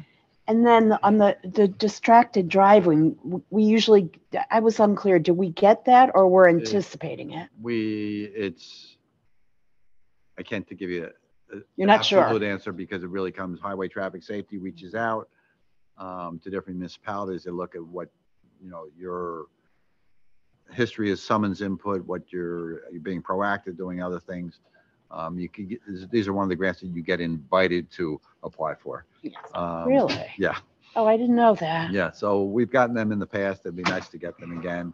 They do run two different, over the years, they've run two different driving while intoxicated campaigns. One is over the Labor Day weekend. The other one's over the holiday season from Thanksgiving through New Year's. So we're hopeful that we would be considered for that, but I can't tell you if we will or not because they do have a limited amount of money and they spread it around to. Interesting. I did not know that. You have to be invited to apply. Okay, but then on the DOT grants, we got 2 this year instead of 1. Right. Do you have any insight into why? I'm thinking they're maybe looking at dollar amount because usually we're looking like for total reconstruction. We didn't have any roadways that we thought that would meet their criteria that we need for road reconstruction. Like Overlook Road wouldn't qualify because of the low volume, but more importantly, it doesn't intersect with any county or state highways. So it's more of a residential. So even though that's $1 million plus, it would be great to put in for it. We did put in for 2 of our major streets that need overlay, being Woodland Avenue and Whitehead. So it's a little bit lower, but maybe they combine them together, saying we got 2 smaller projects to make it into one big project. And that's just a guess. You don't know.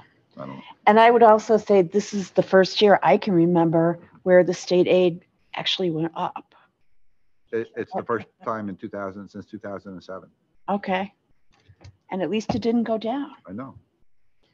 And the quotes, you need the quotes on that. No, because, and Valerie, you jump in this, in those 2011 through 2018, we're doing budgets here and we're getting all kinds of mixed signals coming out of Trenton. Yeah, it's going up, it's staying stable, it's going down, and we would be on, When do you actually find out? When the governor does his budget address in February, March. You're and then kidding. It comes out from DCA. Not So before until then, it's a mystery. until then, it's a mystery. But for our intents and purposes, most budgets at this point, because they haven't made a change, we've just kept it flat and hoped that they wouldn't cut it. Keep your fingers crossed. And you keep your fingers crossed. And that's when we got the my bump goodness. this year. We were like, ooh, don't spend it all in one place. Yeah. So, Wow. but, So many things to deal we with. were, with all the, as you know, the League of Municipalities is pushing very strongly to get municipalities their fair share. And, giving us an extra 22,000 is, thank you, but I'm looking for. If nothing else, they should change the name. Right? If Yeah. they're not going to give the towns their Well, the money, change the there name. really is another name other than the state aid.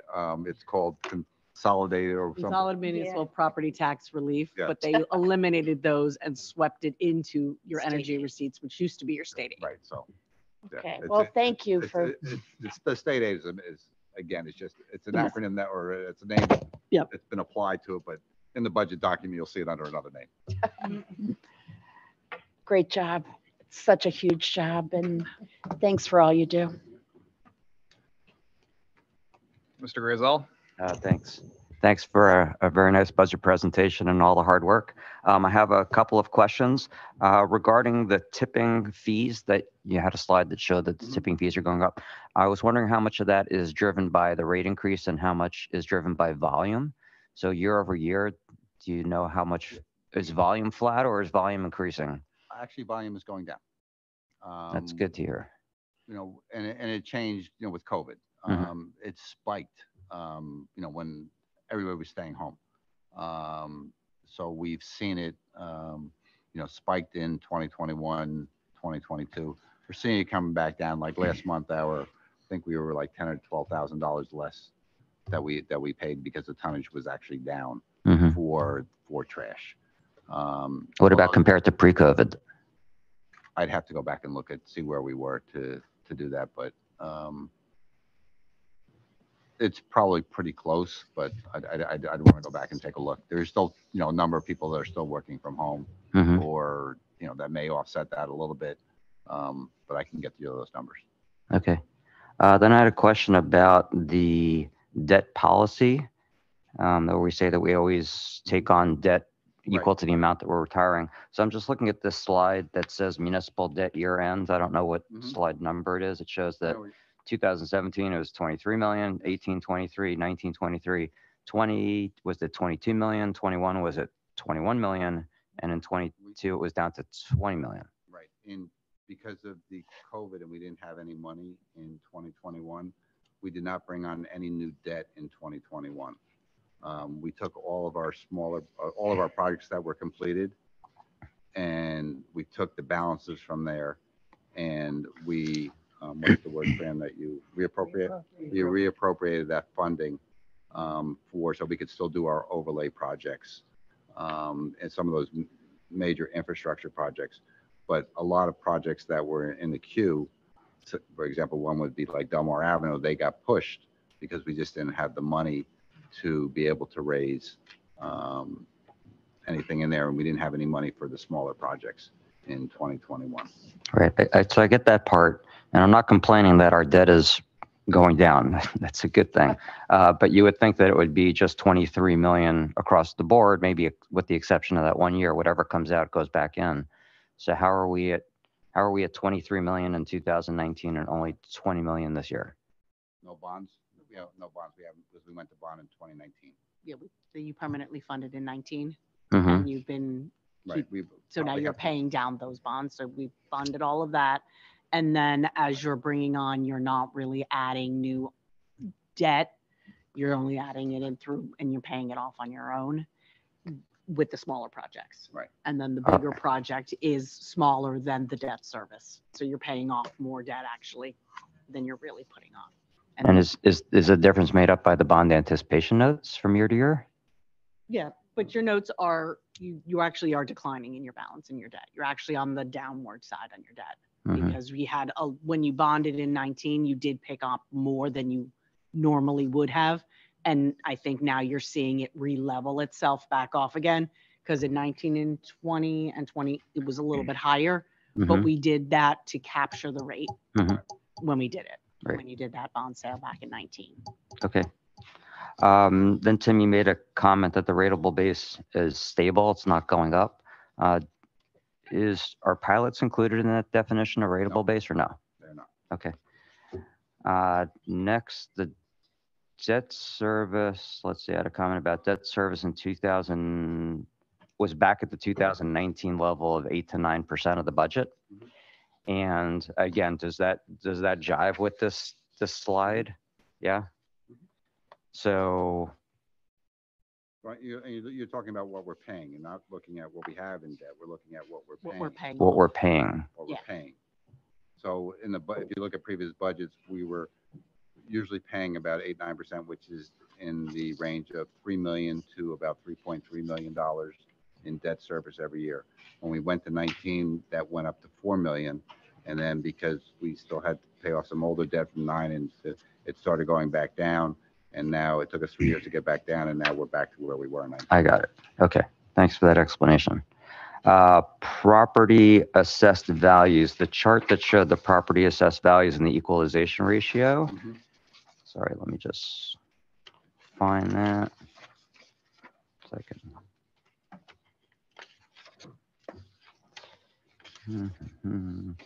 Appropriations, capital.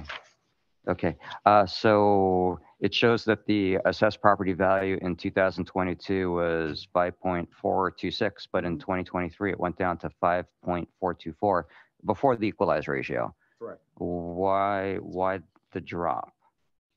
Because of the tax appeal we had last year offset the added assessments that we had for last year. Okay. Very good. Thanks. So and you on this one here, it's actually very small once you figure out the tax base, because we're dealing with billions of dollars. Okay. And then my last question is on the library tax and the increase of 6%. Yes, sir.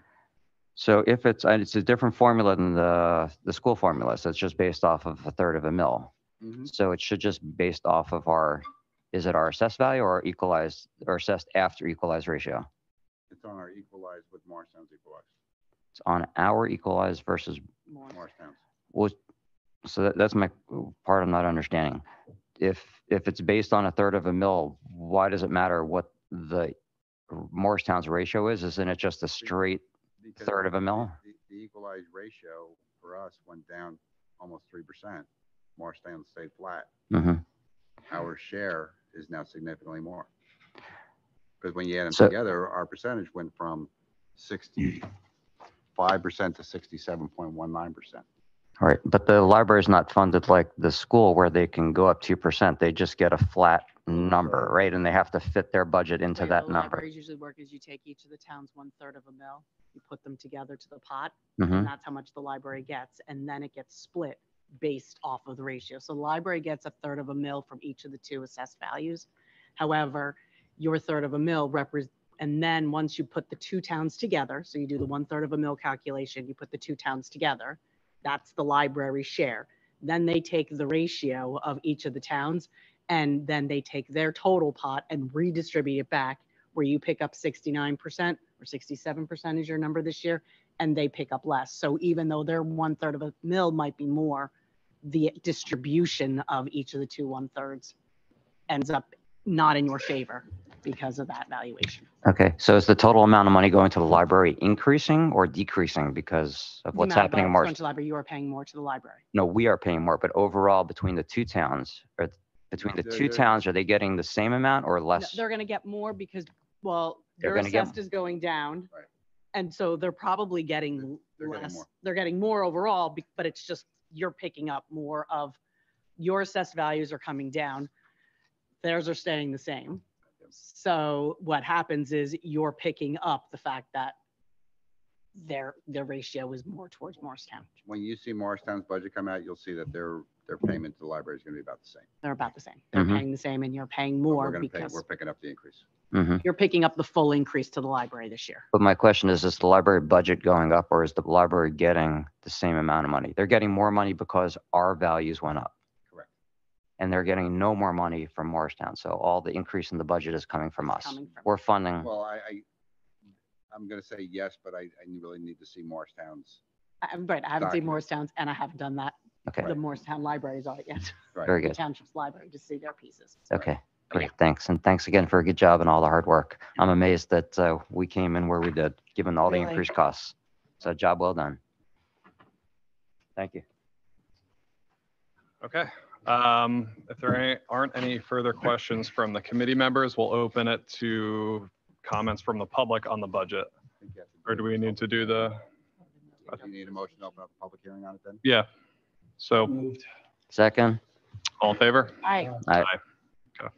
So if you wish to speak or ask questions or comment on the budget, please come up to the podium or raise your hand on Zoom. I see we have one virtual participant who is looking to comment. Seeing no one in the room, we can recognize Mr. Quillen. Okay, thank you, Mayor. I wanted to thank Mr. Quinn for the presentation, which was very detailed and extremely well done. So thank you for that presentation, which I'm going to have to view a second time because it was very dense with information and went by very fast. So I could see a lot of hard work went into that, into the presentation and all the work you do to put the budget together, you and your staff. George, I think thinks that went fast. I'm just kidding. I wanted to ask a question about outstanding debt. So I had a question and a comment. And both the question and the comment are similar to the questions that a couple of questions that were raised by Mr. Grayzel. So with respect to outstanding debt, I believe you said that debt is only issued to replace debt that's being retired. I didn't hear you say that debt is always issued to replace debt that's being retired. So it sounded like there's the possibility that the amount of debt over time could increase, but would not increase. Is that accurate? Well, it's accurate, but the township committee does have, I mean, we are so below the threshold of what we could raise in debt. We could, go significantly higher. But it's a policy by the governing body because we want to really kind of maintain our tax rate and that not our tax dollars are going to debt service. So we do, have that policy, but the township committee certainly has the ability to say, we've got a special project, we want to do this, or something comes where we think it's in the best interest of the municipality and the residents to go above that. We do have that ability to do so. But overall, we just kind of look at it as what we're retiring and we try not bring it on. And we're usually pretty close every year of retiring debt. And then on the sewer and the parking utilities, we've been able to go debt free. They're both based on sewer fees or parking fees. And we've been able to do all of our capital projects by paying them as we go. Okay, thank you. So it's current policy to only issue debt to issue debt in amounts no more than debt that's being retired. So I understand the township committee could change its policy, but that's the current policy. And it seems worthwhile to point out that that's a wonderful conservative policy for the township to be able to embrace, and to embrace that the dollar amount of outstanding debt would remain essentially constant over time, or maybe even go down somewhat, even though there is inflation every year, right? Even when inflation was low, there was 2% inflation or 3% inflation. Now we have somewhat higher inflation. So the value of the dollar is declining, and so the value of this debt is also declining over time relative to the size of the budget of the township. So things are becoming more and more conservative over time with respect to the debt position of the township, which I think is wonderful news and worth celebrating. So it's great that the township is in the position to be able to do that. So that was my comment about that. On the other topic has to do with the library, and I'm sorry. No, go ahead. So I'm a member of the Board of Trustees of the Joint Public Library, and I'm on the Finance Committee of that board. And we've been struggling with with maintaining operations in the face of what is a challenging situation with revenue. I wanted to point out that the school board, the school system, and the library are funded very differently, in the sense that the school, as I think Mr. Grayzel pointed out, the school system sets its own budget and can impose it on the municipalities, and then the municipalities are obligated to divvy that budget up between the different municipalities in accordance with the equalized ratio. So that's how the school budget works. It starts with the school system setting their budget for how much money they need to spend. The library, on the other hand, under state law, is receiving a payment of 1/3 of a mil of equalized value for all the properties in the towns that the library services. So Morristown and Morris Township properties, equalized value, 1/3 of a mil. That's the minimum payment required under state law. And I don't believe there's a pot of money that represents both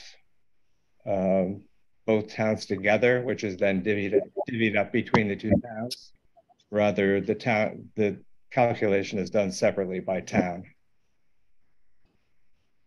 And one more point that I want to make, and I know this causes people's eyes to glaze over when we talk about this stuff. It's difficult to understand the difference between assessed value and equalized value.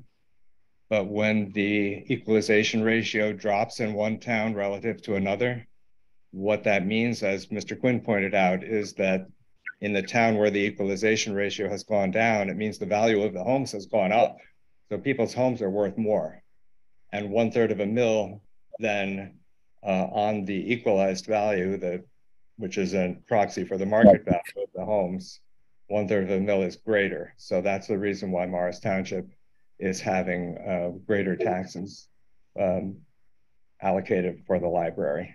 It's not that there's a pot of money that represents what the library is owed that's divvied up between the two towns. It's rather that each town is contributing 1/3 of a mil on its equalized ratio. So I may have to repeat this point several times and work on my presentation so that people can follow what is a fairly difficult concept. But I did want to point it out at this meeting as well. And I look forward to watching the recording of this meeting and going through the presentation again. Thank you very much, Tim. I really George, mean it. If you can stay on.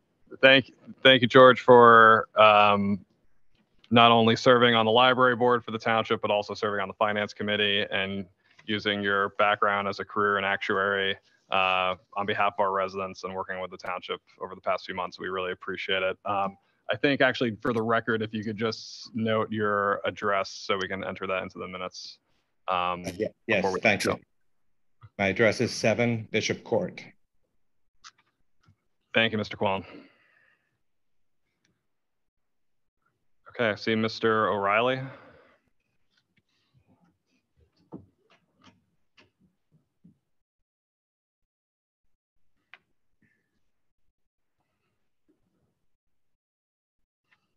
Can you hear me?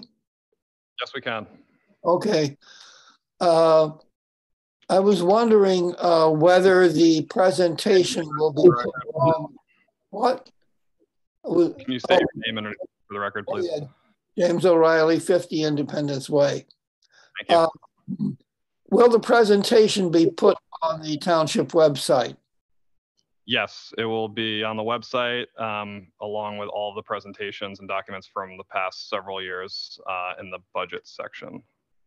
Oh, okay, thank you. And one question on one point, I noticed there was some increase in the fuels and or diesel and other fuels item.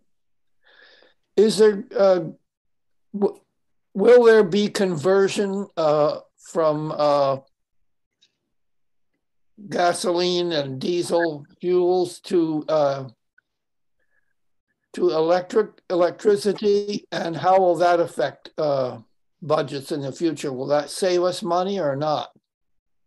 So we have started transitioning our vehicle fleet to hybrid and electric vehicles. I believe it was last year, the year before, the Township Committee passed a resolution putting together a policy that all future vehicles purchased will be all hybrid or a purely electric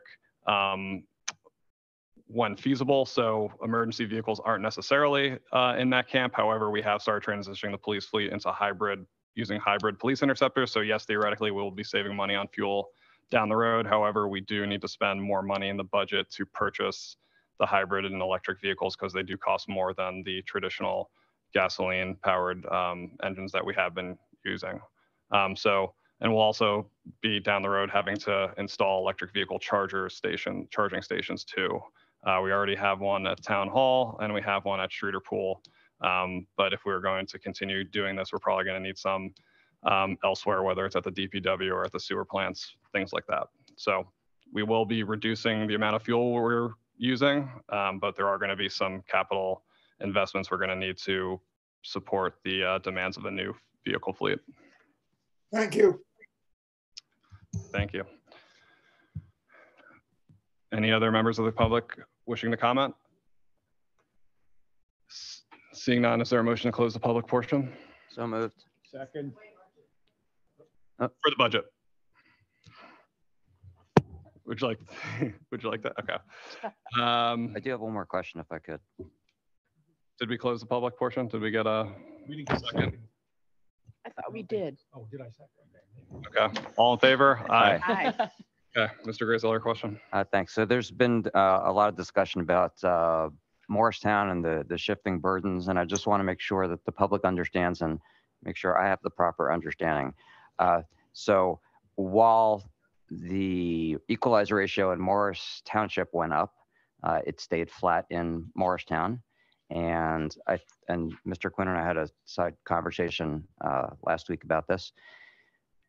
A big reason for that is that it's not that property taxes aren't rising in Morristown, is that literally properties are being pulled out of the pool of properties that are included in this calculation. So for example, the Midtown Shopping Center, where Cluckio and Panera used to be and the health food store used to be part of this pot. And taxes from that property, and there are other examples, but taxes from that property used to go to funds at the schools and used to go to fund the library.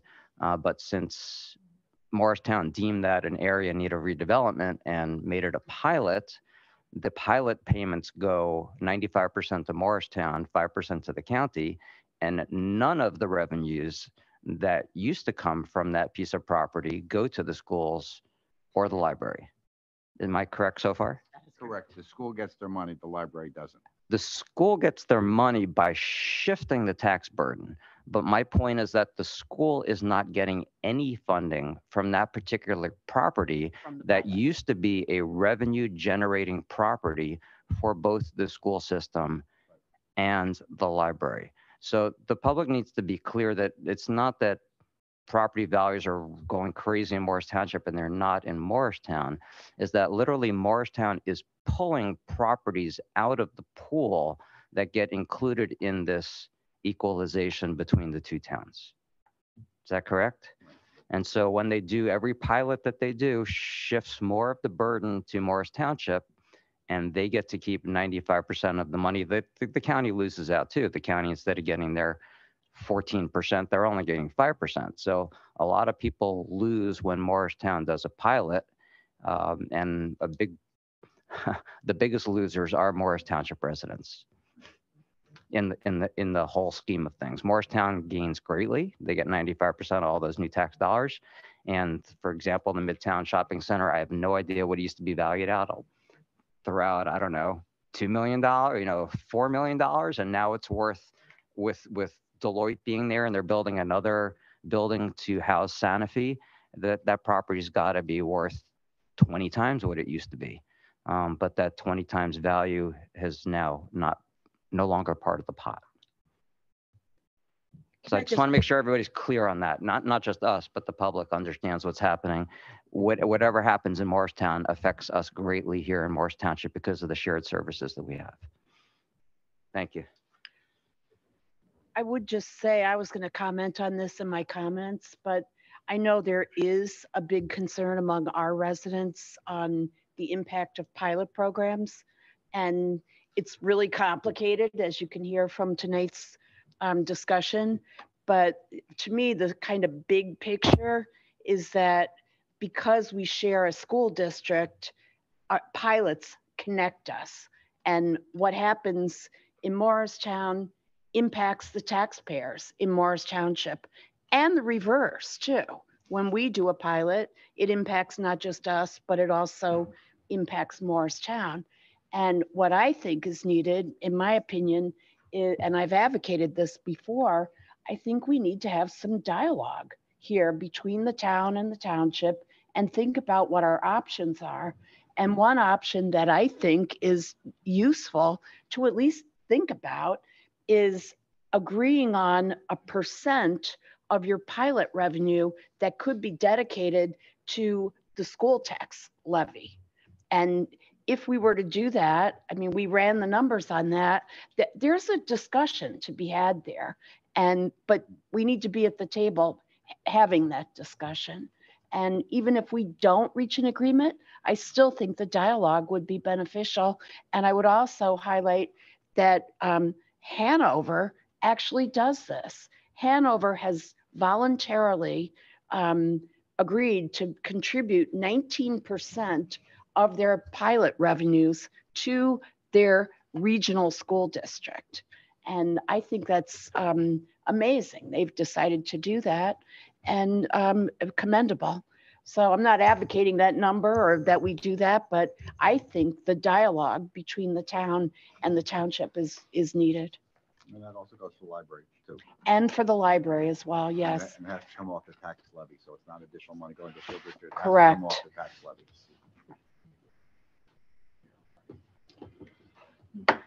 Thank you, Deputy Mayor Wilson. With that, we're going to go out of order briefly to pass a budget-related resolution before we pass and adopt the 2023 budget. And I will be pulling out Resolution 88-23, which is a resolution to amend the introduced budget. So may I have a motion to introduce Resolution 88-23? So moved. Second. Madam Clerk, roll call, please. Mr. Ravitz, Yes. Mr. Grayzel, Yes. Ms. Guariglia, Yes. Ms. Wilson, Yes. Mayor Gyorfy. Yes. Okay, now I'll turn it over to Mr. Quinn to read the budget resolution for adoption into the record.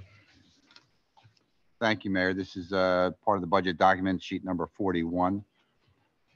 Be it resolved by the committee persons of the Township of Morris, County of Morris, that the budget herein before set forth is hereby adopted and shall constitute an appropriation for the purposes stated of the sums therein set forth as appropriations and authorization of the amount of $24,391,534.64 for municipal purposes and $596,669.42 for open space, recreation, farmland, and historic preservation trust fund levy, and $2,016,852 for the minimum library tax. With that, Mayor, I recommend a motion to adopt the budget as presented.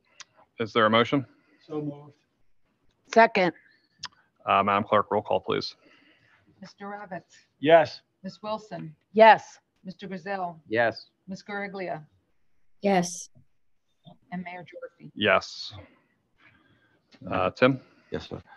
Notice is hereby given that the budget and tax resolution has been approved by the Township Committee of the Township of Morris, County of Morris on April 19th, 2023. Thank you all for your time and effort putting everything together. We really appreciate it. I would ask for a courtesy of a few more minutes. Okay. Just like to recognize Fran. Fran has been our CFO for 10 years. Borrowed Fran from Madison and then I stole her, got banned from Madison for a little bit, but it has been, Fran announced to me last year that she's ready to retire, to move on to the next adventure. She has been here for, as I said, for over 10 years as CFO, numerous perfect budgets.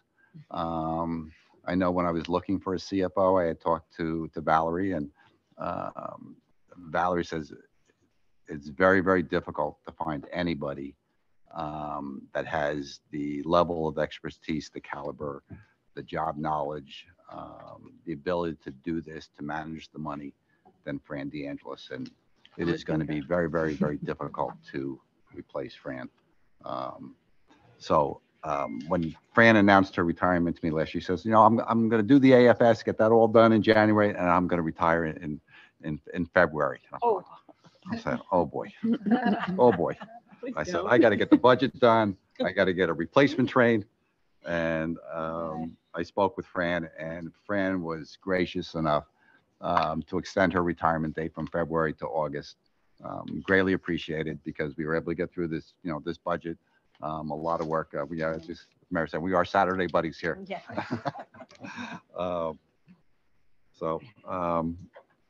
It's been a pleasure. And now as we wrap this up, next week we'll be putting out an announcement for Fran's replacement. We'll start the interview processes and need Fran to be that, and also working with Valerie and to find Fran's replacement. But it's going to be a big task, and I don't know if we're going to be able to find somebody of the same caliber as Fran. But Fran, it's just been a pleasure working with you with all these years. Your professionalism that you've brought and your dedication to the township, is just outstanding. You are an example for all of our other employees here with your commitment and your work and what you do. You're always there to help, no matter, somebody coming in says, this deposit was due yesterday, I'm late. you know, or if we've got some kind of funding and we're looking at what we're going to do. How do we address this, you know, temporary emergency or what we have to do? Or, you know, she's right there looking up, figuring out how we're going to get things done, talking to Valerie and making it happen. So, so this is her last budget presentation, unless she wants to come back and, and you know, I tell her practice her finger exercises. So, but I'd ask her if she wants to say anything, but I already know the answer. So, so, but again, it's been a pleasure and all the best to you, Fran.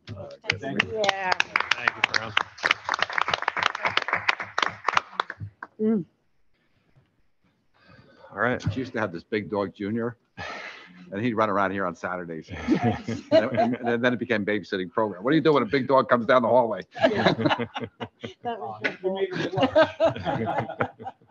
So all good. All right. Have a great evening, everyone. Thank you all. Thank you. Thank you. We're going to move on to ordinances for introduction now. We have 5 of those. Madam Clerk, can you please read the title of the first ordinance into the record? Mayor, sorry to interrupt. Did you actually do the proclamations? We did. You did? Yes. Okay. I guess I missed In it. anticipation of Tim's You just read them. thorough presentation, Okay, we very did good. them very quickly. I just want to make sure, just acknowledge that. Okay. Okay, 0623, an ordinance appropriating $500,000 available in a sewer capital fund balance to provide for the Butterworth wastewater treatment plant headwork project by the Township of Morris. Thank you. And for background, these ordinances are all capital budget related. So with that, is there a motion to introduce ordinance number 06-23? As chair of the sewer utility, I would be happy to introduce that. Thank you. Second. Any questions or discussion from the committee? Hearing none, Madam Clerk, we have a roll call, please. Mr. Grayzel, Yes. Mr. Ravitz, Yes. Ms. Guariglia, Yes. Ms. Wilson, Yes. and Mayor Gyorfy. Yes. The public hearing and final consideration and adoption of the ordinance number 06-23 will be held at the next regular Township Committee meeting on Wednesday, May 17th, 2023 at 7 p.m. Madam Clerk, if you could please read, I'm sorry. We're moving on to 07-23. Is there a motion to introduce? Some of it. I'll move that. Second. Second. Madam Clerk, if you read the title into the record, please. Sorry, my notes just got all torn up.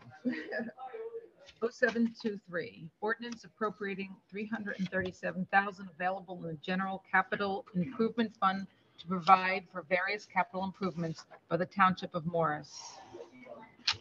Okay, we already introduced that. I went out of order there. Any discussion or questions? Hearing none, Madam Clerk, roll call, please. Mr. Ravitz, Yes. Mr. Grayzel, Yes. Ms. Guariglia, Yes. Ms. Wilson, Yes. and Mayor Gyorfy. Yes. Madam Clerk, if you please read the next. Just for the record, the public hearing will be on May 17th. I'm sorry. May 17th. 08-23. Bond ordinance providing for swimming pool improvements by the Township of Morris, appropriating $595,000, therefore, and authorizing the issuance of $565,250 bonds or notes of the Township of the finance part of the cost thereof. Is there a motion to introduce ordinance 08-23? I'll move that one. I'll second that. Any questions? Hearing none, Madam Clerk, roll call, please. Mr. Ravitz, Yes. Ms. Wilson, Yes. Mr. Grayzel, Yes. Ms. Guariglia, Yes. and Mayor Gyorfy. Yes, the public hearing and final consideration will be Wednesday, May 17th, 2023. Madam Clerk, if you please read the title of 09-23 into the record.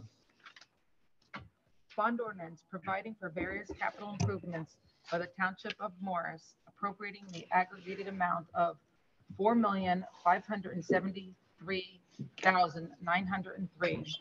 Therefore, including various grants in the aggregate amount of $1,668,669 expected to be received, and authorizing the insurance of $3,329,972 bonds or notes of the township to finance part of the cost thereof. Thank you. Is there a motion to introduce 09-23? So moved. Second. Thank you. Any questions or discussion? Hearing none, Madam Clerk, roll call, please. Mr. Grayzel, Yes. Mr. Ravitz. Yes. Ms. Guariglia, Yes. Ms. Wilson, Yes. Mayor Gyorfy. Yes, the public hearing and final consideration of 09-23 will be Wednesday, May 17th, 2023 at 7 p.m. Madam Clerk, if you please read the title of ordinance 10-23.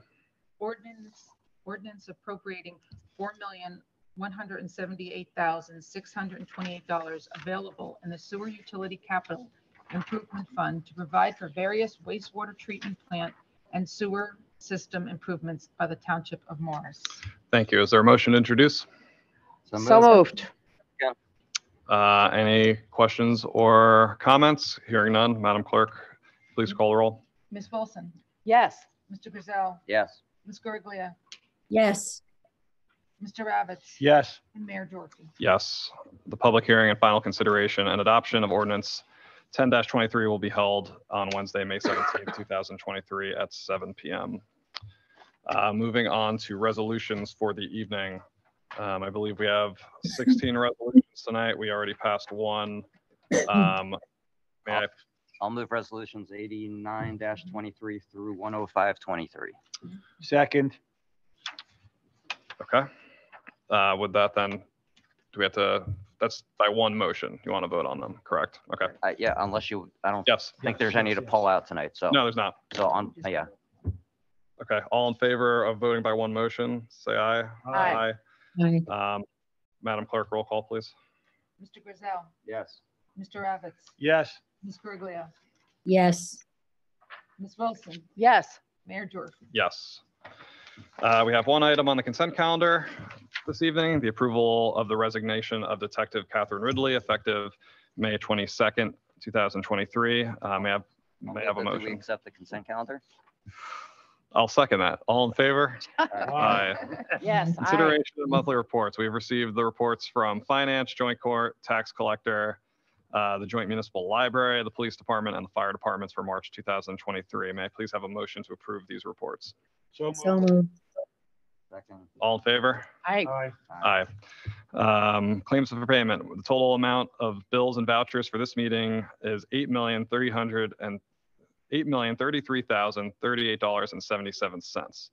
As a reminder, we're also the tax collector for the school district, the library, and the county of Morris. May I please have a motion to approve the list of bills and vouchers? Did I get the number wrong? You said 8 million. I Yeah, see you know what? 13 million. Right here. I I'm see. looking at, I gave you the wrong one. okay. The It's bills 13. and vouchers are $13,174,675.03. So moved. Thank you. I move that we pay the Pay the claims, bills. pay the bills. Second. Madam Clerk, roll call. Mr. Grayzel, Mr. Grayzel. Yes. I'm sorry, I didn't hear you. Mr. Ravitz, Yes. Ms. Guariglia, Yes. Ms. Wilson, Yes. and Mayor Gyorfy. Yes. Reports received for the record. We've received the 2022 annual report from the Transportation Advisory Committee, the 2022 annual report by the Board of Adjustment, and 10 tax appeals. We're now moving on to standing committee reports and commentary by members of the Township Committee. I will recognize Committeewoman Guariglia first. Thank you, Mayor. On the standing committees, first on the Economic Development Advisory Committee, in May, the chairman, Liam, can you hear me? Yes. Yes. Okay. The chairman, Liam Gallagher, is going to present to the Township Committee. We're looking at availability of new offices versus existing offices and vacancy rates in our buildings. Most want Class A office space, which is top quality building in a great location, and we compete with other towns for this. So we're going to do our best to look into that and make sure that we're working on reaching out to our current businesses to monitor their concerns and needs and what we can do to continue to help them thrive in the township. On the Transportation Advisory Committee, Jim Slate, our engineer, Tim Quinn, and I did a sidewalk gap tour around the township. And thanks to Rick By for supplying the maps of where sidewalk gap attention is needed. We will have a full report at the next TAC meeting with a list of priorities, taking into consideration the standards and regulations each particular sidewalk gap presents. We are going to be at the Winter Farmers Market again in April, and we encourage residents to stop by to see what we're working on and share your thoughts. We are planning on proclaiming May in Motion next month, which will include several options for residents to learn how to be more mobile and safe routes for walking and bicycling to various areas around the town. Less cars and heightened safety is our goals. Our professionals are reviewing our traffic calming policy in collaboration with TAC to have a completed policy in place, hopefully by the end of the summer, if not sooner. As far as my comments go, I was sorry not to be there tonight to congratulate Officer Palacio, Battalion Chief Nunn, and Firefighter McCluskey for their outstanding heroism. The bravery our police and firefighters exhibit both on duty and off is exemplary. When you jump into action because it's an automatic response to your dedication to serve others, you not only deserve recognition, but our thanks and gratitude for service above the call of duty. We tend to hear of the incidents where a crime is committed, a tragedy occurs, or a home is lost. But sometimes we forget to notice the good work of our police and fire on a daily basis because we live in a community safe from a lot of outside threats. As we saw when St. Elizabeth's went into lockdown, Morris Township, along with our neighboring towns, responded quickly with command precision to keep everyone safe. While a real threat turned out to be false, knowing we were ready to respond with expertise and prudent veracity should make everyone rest easy. I do urge every citizen in every town to help end gun violence, and we should never face a threat that is real in our community as well as across the country. To wrap up on a brighter note, spring is here, which means people will be outdoors more and experiencing all the great events we have to offer. Celebrate the warmer weather and rebirth of all the beautiful things around you. Honor Earth Day and Arbor Day by planting a tree or taking one small step to commit to protect our environment. Thank you. Thank you. Committeeman Grayzel. Thank you, Mr. Mayor. As chair of the sewer utility, I wanted to address the emergency appropriation on tonight's agenda. Morris Township operates 2 sewer plants, and this emergency appropriation is being made for our Woodlands Woodland Plants Clarifier Replacement Project. This was an unforeseen expense just a few months ago, and therefore was not included in the budget that was presented tonight. Luckily, we have enough funds on hand to pay for this appropriation, and no debt service will be required to fund it.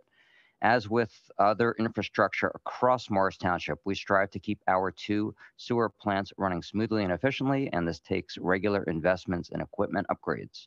We do this prudently, and this emergency appropriation was deemed necessary to ensure our plants continue to run well.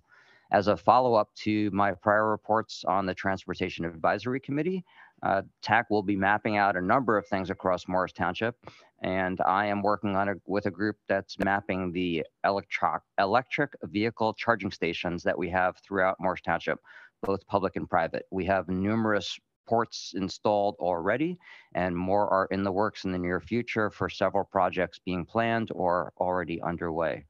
TAC is working on a number of other mapping initiatives, an example of which is safe bike routes to get to our pools.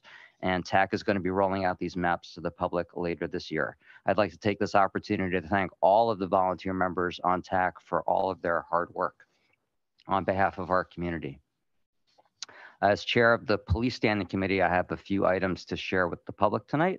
Prior to tonight's meeting, we had a briefing from Police Chief Shearer that gave the governing body a review of the school safety programs in place, as well as the training that police officers undergo undergo on a regular basis in order to be well prepared for any incidents at our schools. On our agenda tonight, we accepted the resignation of Detective Catherine Ridley from our police department. She will be joining the Morris County Prosecutor's Office. So I just want to make sure people understand she's leaving to go to the prosecutor's office. It's a great opportunity for her. This is a loss for Morris Township, but I'm glad that she is staying in the area, and surely we'll be keeping an eye on Morris Township from her new position. We thank Detective Ridley for her good work in our town, and we wish her well in her new position. April is Autism Awareness Month, and to help assist families and drivers who have autism spectrum disorder, the Morris Township Police Department has kicked off a program called the Blue Envelope Program. This was first introduced in Connecticut and assists both police and motorists who have autism spectrum disorder to have a beneficial encounter during a motor vehicle stop or similar situation. The goal is to avoid misunderstanding between the officers and the drivers that have autism spectrum disorder. If someone with autism spectrum disorder gets pulled over, the driver shows their blue envelope to the officer to make them aware. Please contact the police department for more information on this program. Lastly, Chief Shearer's monthly report noted that the police department had received numerous thank you letters and emails from residents praising the performance and service of our officers. To the public, I would like to say thank you for taking the time to write these thank you notes because they are much appreciated by the officers. And to our officers, I thank them for their continued great service to the community. They make us proud every day. For my general commentary, my heart continues to be heavy with all the news of gun violence around our country. This past week, 4 people were killed in a shooting at a Sweet 16 birthday party in Alabama. Another 32 were injured for a total of 36, all at a kid's birthday party. Guns are now the #1 cause of death in adolescents in our country, and this madness must stop. Here in New Jersey, there recently was a police-involved shooting in Phillipsburg. A Phillipsburg police officer was shot and wounded when responding to a domestic incident in that town, during which the suspect ultimately took his own life. I bring this up for 2 reasons. First, it is another example of how many guns are in the hands of people out to do harm. I am not sure if enhanced background checks would have helped in this particular situation, but it sure would help to have background checks in place across our entire country, since so many guns travel across state lines. Second, it shows how hard it is to be a police officer these days, with so many guns on our streets. Officers put themselves in harm's way by simply responding to a residence in their town, as happened in Phillipsburg. Getting guns off our streets and restricting some to be able to purchase those guns would help not only in protecting the community, but make for safer conditions for our police officers who are out there protecting all of us. I'd like to congratulate the Burnham Park Association on their upcoming 75th anniversary. To kick off the anniversary celebration, they will be holding a free program spotlighting local history. The event starts at 6:30 p.m. on Wednesday, April 19th. Actually, it occurred tonight at the Morristown Library, so I missed that in my notes. The Morris County Prosecutor's Office, along with local police departments, is holding the annual Operation Take Back program this Saturday, April 22nd. Operation Take Back is an event coordinated nationally with the U.S. Drug Enforcement Agency, in which law enforcement agencies at the state, county, and municipal level work collectively to host this Operation Take Back across the nation. The goal of the program is to encourage the public to anonymously turn over unused, unwanted, or expired prescription medicine for proper disposal. The collection of the discarded prescription drugs will be properly destroyed in a safe and non-hazardous manner. The collections will occur 10 a.m. to 2 p.m. this Saturday at the Acme in Randolph, the ShopRite in Cedar Knolls, the Stop and Shop in Morris Plains, and the Wegmans at Hanover Township. And lastly, I don't know, Deputy Mayor Wilson, if you're going to talk about the plant sale, but there is a native plant sale that's going on through April 28th, hosted by the Great Swamp Watershed Association. It is a wonderful sale, and I urge everybody to go visit the website, greatswamp.org, and place an order by April 28th. Thank you. That concludes my remarks. Thank you, Mr. Grayzel. Deputy Mayor Wilson. Thank you. Yes, the plant sale is great. I highly recommend it. I want to combine my standing committee and township committee comments. So I work with the Senior Citizens Advisory Committee. Update there, the survey we just did with the community has been completed. We've gotten approximately 600 responses, and one early result is standing out, which is on the final question, which asked people to identify their top 5 most important topics and services. Trips for seniors came out at the top of this list. So interestingly, we have a seniors club in Morris Township. They already do offer a large assortment of trips, both day trips and overnight. But most of our residents, our 6,800 residents in Morris Township, know nothing about the trips we have or the club that sponsors them. So the good news is that we already have the resources to meet an important need that's coming out of our survey, but the challenge is how to ensure that we share the information so our residents know about it. And as I work with the seniors committee, this is a pattern I'm seeing repeated.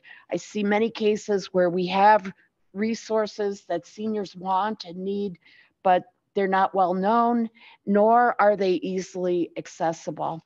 So I'm starting to see this idea of building awareness of resources we already have as one of the main benefits that's going to come out of the work our seniors committee is doing this year on the survey, on the focus groups, and on the website development. So all of this to be continued. On the environment, as we celebrate Earth Day and Arbor Day, I want to comment on one of the whereas statements in our proclamation, which says Earth Day and Arbor Day are an annual reminder of the constant need for environmental activism, stewardship, commitments, and sustainability efforts. To illustrate our support for this adage, I wanted to highlight 2 examples. One is the present work that our Environmental Commission is doing, which includes volunteering and supporting the Great Plant Sale, which is terrific. Strongly recommend going. They do a lot of outreach with the community on many different topics. They support local vendors and local food production through our partnership with Grow It Green, which is what enables us to have the really awesome Sunday winter farmers market that we have. I encourage everyone to support the tree giveaway program that will take place this Saturday at Frelinghuysen Middle School from 9 to 12. And encourage everyone to take advantage of that.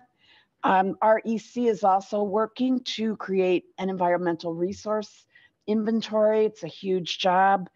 They support sustainability on a variety of different actions that come up through the Sustainable Jersey program. And they produce a very informative newsletter. The second example I wanted to highlight is from the past. It's a local situation that illustrates the fruits of the incredible environmental activism that took place right here in our local area in the 1960s that many of us have either forgotten or don't know about. This is the example of the story of how the Great Swamp was founded. By chance, I happened to stop by the Great Swamp Visitor Center recently.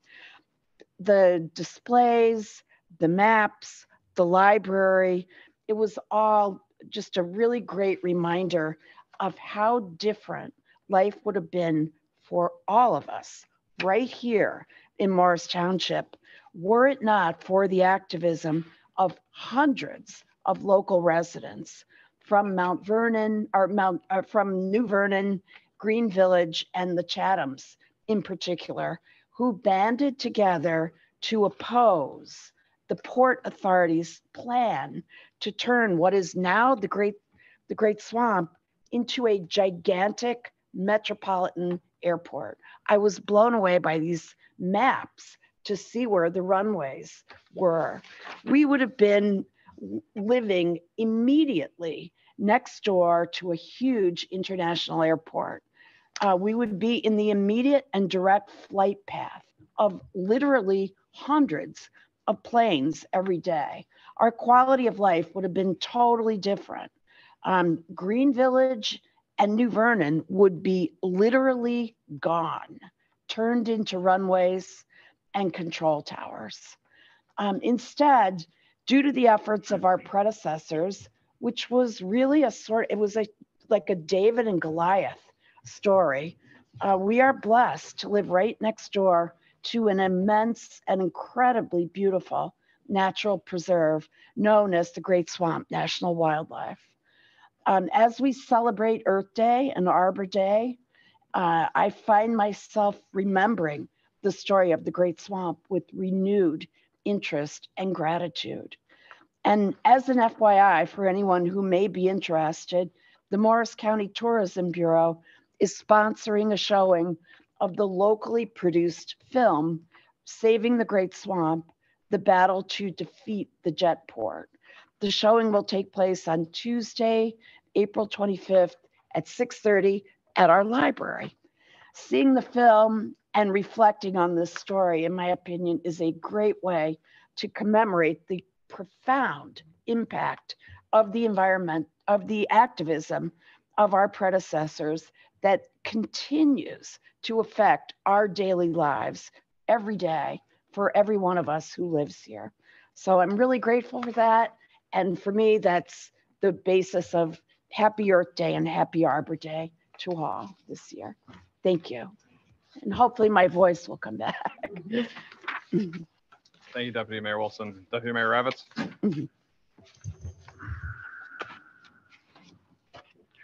Thank you, Mayor.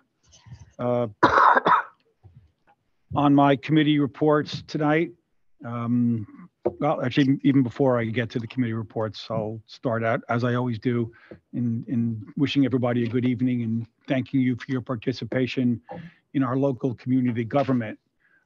National politics gets all the spotlight, but it's what we do here locally that has the biggest economic and quality of life impact on our lives. Going to jump right into the Parks and Rec. Pool registration is now open for new and returning members. Lifeguards and managers are desperately needed. So if you or someone you know is looking for a fun summer job, the pay is excellent and training is provided. The spring and summer Parks and Rec catalog is available online. As always, there are lots of great activities for residents of all ages, and you can use your community pass to sign up for any and all events. The townwide garage sale is back. The dates are May 20th and May 21st. That's a Saturday and Sunday. You can do either or both days. If you have items to note, you can list them. Again, signing up using your community pass. The New Jersey Tree Recovery campaign, which Deputy Mayor Wilson had mentioned, is this Saturday at Fralinghusen Middle School from 9 to noon. Get your free saplings and help Mother Earth by planting a tree. For the fire department committee, again, congratulations to firefighter Sean McCloskey and Battalion Chief Nunn on jobs well done. And moving on to my public commentary, tonight's meeting has been a really long one, and I don't intend to make it longer, so I'm going to be very brief. Working on the township budget is a daunting task. I fully appreciate all the effort that goes into it, whether it be our finance standing committee, our town administrator, our department heads, township committee members, of course, Fran.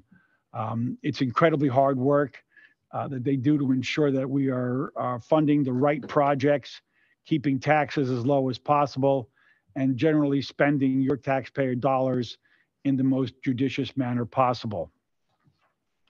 Some projects are visible to the community, but many projects are infrastructure related and aren't readily apparent to anyone. And Committeeman Grayzel had pointed out to a couple of them for the Department of Public Works in the sewers.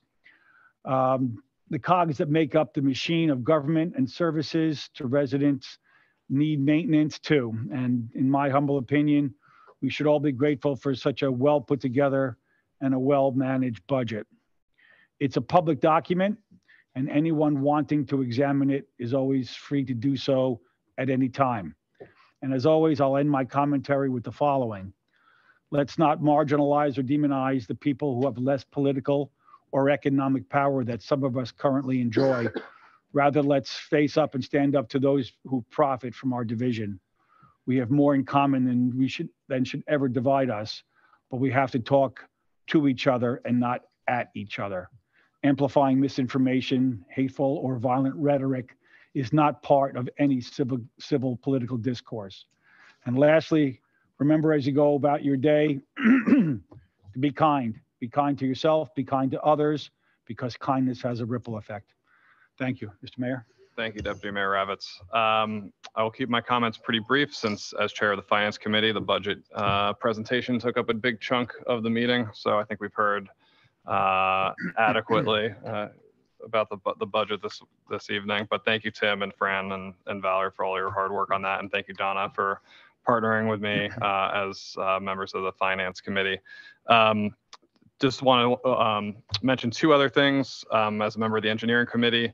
The Normandy Parkway sidewalk project is well underway, and that sidewalk's almost, I think it's almost complete. So we're really excited to have that to provide walkability and accessibility, not only for the neighbors, but for people along the traction line. It's a big investment for the township, and we think it's well worth it.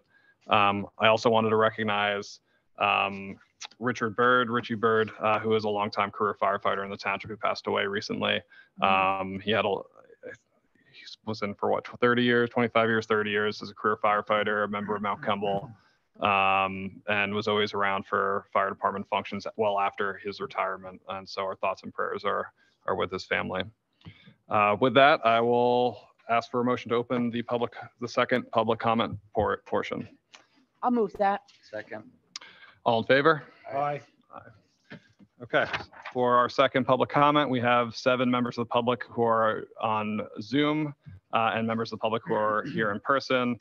We'll ask in-person attendees to come speak at the podium first and then go to Zoom. If you're on Zoom, please raise your hand. When you come to the podium or speak on the microphone, please state your name and address for the record. And please note comments are limited to 5 minutes per speaker. Any questions you have will be answered and your remaining time will be yielded back for this purpose. Thank you. Thank you, Mr. Mayor and other council people. My name is Leslie Allen. My address is 320 South Street, and I'm here to talk about pickleball because I think it's a situation that is only going to grow and create havoc if we really don't wrap our hands around it. I've had the joy and pleasure of playing with Mr. Grayzel's son, playing pickleball with Kathy Wilson as well, and hopefully one day with the rest of you. But the only reason that I could do that is because there was open play, and means you just show up with your paddle and the next 4 go on and you rotate like that. So with the new schedule, and I am a badge owner, the only time that works for my life and my schedule is the open play, which is 7 to 10 p.m. during the week. So when I get off work, there's like a 3-hour window that I would have to wait before I would come. And for me, I'm one person, so setting up a foursome is difficult. I work in real estate and there's always something that comes up last minute, the schedule changes. So now I've left 3 people hanging in the lurch if I can't come and play at a specific time. And that was the beauty of open play at Genty. And the time 7 to 10, the lights are not great at Genty, so I literally can't see when I'm out there if I was out there that late at night. So as a badge holder, I'm just looking to try and get like 6 hours out of you guys, maybe start us a little bit earlier so that I could come from work 5 o'clock and play open play, you know, at that time. I never thought as a badge holder that we were going to have open play every night, but I thought that some days during the week, I would be able to come and play after work and not have to wait until 7 o'clock or be forced to try and recruit 3 people to come and play at a specific hour. And even the Saturday open time is difficult for me because I'm usually showing clients properties Saturday mornings. And so I've gone from being able to come up and play most anytime, but now with the new rules, it's really restrictive to someone. And I know there are 600 plus badge holders. So as more people come out, because May is the movement month, there's going to be more people like me that are going to feel like they've been shut out. And so I'm just sort of asking you all to reconsider the schedule. I mean, things can move quickly in government, things can go slowly, but you know, we're coming on to May. This is the season where everybody's going to come out, and I would like to have a chance to come and use the wonderful courts at Gyorfy and not rely on that I, fingers crossed, can show up at a specific time with 3 other people, opposed to wandering out and seeing your son out there. All right, we're next on, let's go play. Maybe, Mr. Mayor, you come out one day, we play. And that's sort of the joy of pickleball. And the beauty of Gyorfy is that you get a chance to play with all levels, all people, all ages. And right now, I'm not able to do that because I can't see anything in those lights at 7 o'clock. So if you could push those hours up a little bit on the days when there's open play. Yes. May I just real quickly, because this is the first I'm hearing about the lighting. I know we're going to probably have more comments on open play, and they're not falling on deaf ears, but the lighting is something I'm hearing for the first time. Is it the lights are out, or they're not on early enough, or? Well, we have a switch to turn the light on, and I am not here to talk about the lights because that's a whole nother issue. So that's not the point of this. The point is that the 5 to 7 window, let's say, or 4 to 7 window, when people get off work and can come straight from work to Gyorfy and play on the days when open play is allowed, would be much more helpful. The lights at Gyorfy are horrible. I mean, my background is tennis, and I know those lights wouldn't even be good for tennis, but that's not what I'm here to talk to you about. Okay. You know, I'm just saying, could you give me 6 hours in the week? A little 2 on each one of those days would make it better. But the type of lighting that's there is older, out of date, and there's 6 courts, so the end courts get a little bit better lighting than the middle court, and then depending on what side you're on of the court, it's a whole saga about lights. Okay. But I'm not here to talk about lights. That's another thing. It's something that we need to know. No, I mean, but that's something that, you know, among the pickleball community, we say, oh, maybe we could do fundraising and help them get lights. Now I'm just begging for some hours to be able to actually come out there and enjoy the sport. Okay, thank you. That's my story. Thank you. Mm-hmm. Leslie, can I ask just a quick question? If all the lights were on, would it be bright enough? Or you think it's still not bright enough if all the lights were working? Counter what hours are, it's not enough. Okay. To illuminate from one side to the other Okay. over the court area. All right, thank you. I mean, also you wear glasses too, right? Like, I think I feel like it's a glasses thing too. Okay. Yeah. And just in terms of the type of lighting that you would use in the top of the line, or you know, or adequate level, you measure them by kilowatt hours. That's not what I'm here to talk about. And so those are really dim on the scale of lights that illuminate outdoor. I'm sorry, your time's up. I apologize. So we have a long line of people tonight. Okay, hi. My name is Kaylee Tierney, 24 Winmore Drive. So first, I'd be remiss to mention this because I'm a teacher of students with autism. So I just want to say that April is a little bit shifting towards Autism Acceptance Month, and it's not awareness anymore, because it's awareness means you know I'm here. Acceptance means that you're happy to see me. But thank you for your efforts and initiative with the blue envelope. I'm really happy to hear that. So on to pickleball. So I was here at the meeting in March, last March, when, you know, there was a lot of discussion and a lot of people with lots of things to say about pickleball and how they were unhappy with the crowds. And there was a little bit of the main issues where residents were feeling intimidated and feeling like there were words such as like bullying thrown around, that they couldn't hold a court with their family or their friends for an hour. So in the, you know, you guys kind of came up with this compromise and tried to eliminate the crowd, which I think you have with the badges. But the spirit of pickleball is like being friendly and playing with many different ages, different backgrounds. And this like kind of this calendar of open play and closed play really flipped the switch. Just, you know, all because I feel like you were trying to accommodate a very small portion of township residents that, you know, were feeling a type of way. But it's not, the solution that you came up with is not really an equitable one as far as open and closed play. If I may approach and give you a calendar. Thank you. Thank you.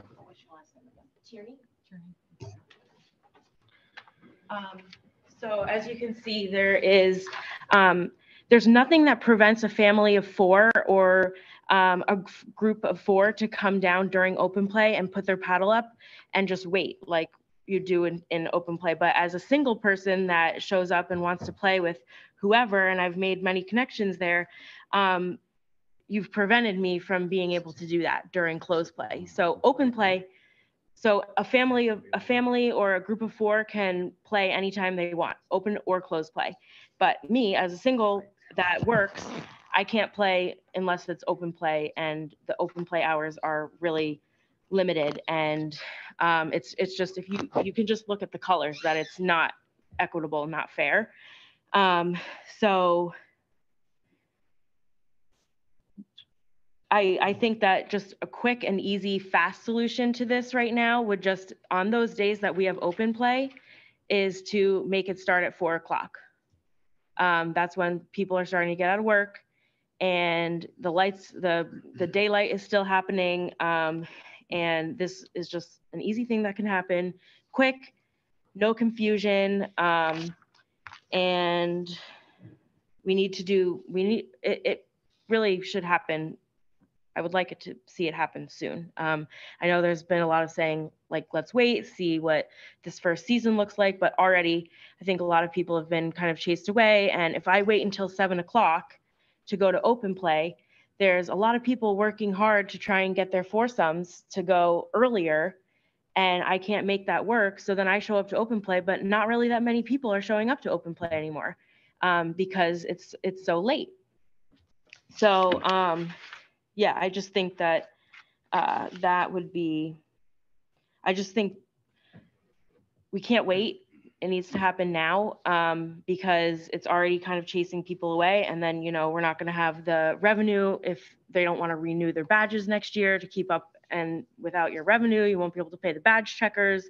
And yeah, I guess that's really all and I guess one of the things that was such a point of contention, is maybe bullying, feeling intimidated. But now I show up as a single and I'm like, it's a whole different type of feeling of that, because I go and I'm like, oh, who's going to let me in to play with them? Who's going to let me rotate? And all these people that I used to play with, just like super friendly. So I just think it's really created more of a hostile environment. So yeah, thank you. Thank you, Kaylee.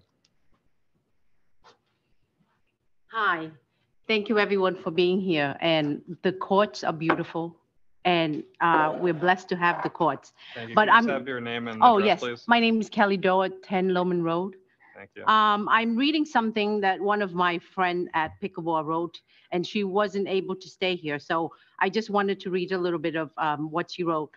Randy Hassel, she said, unlike tennis, pickleball is built on the concept of open play. The sport could never have taken off the way it has if it wasn't that way. The appeal is being able to show up, meet people, and play a sport. It's an inclusive sport. We all started as beginners, playing with more advanced players. Because of this, the beginner players gain the experience and wisdom of the game, hence getting better.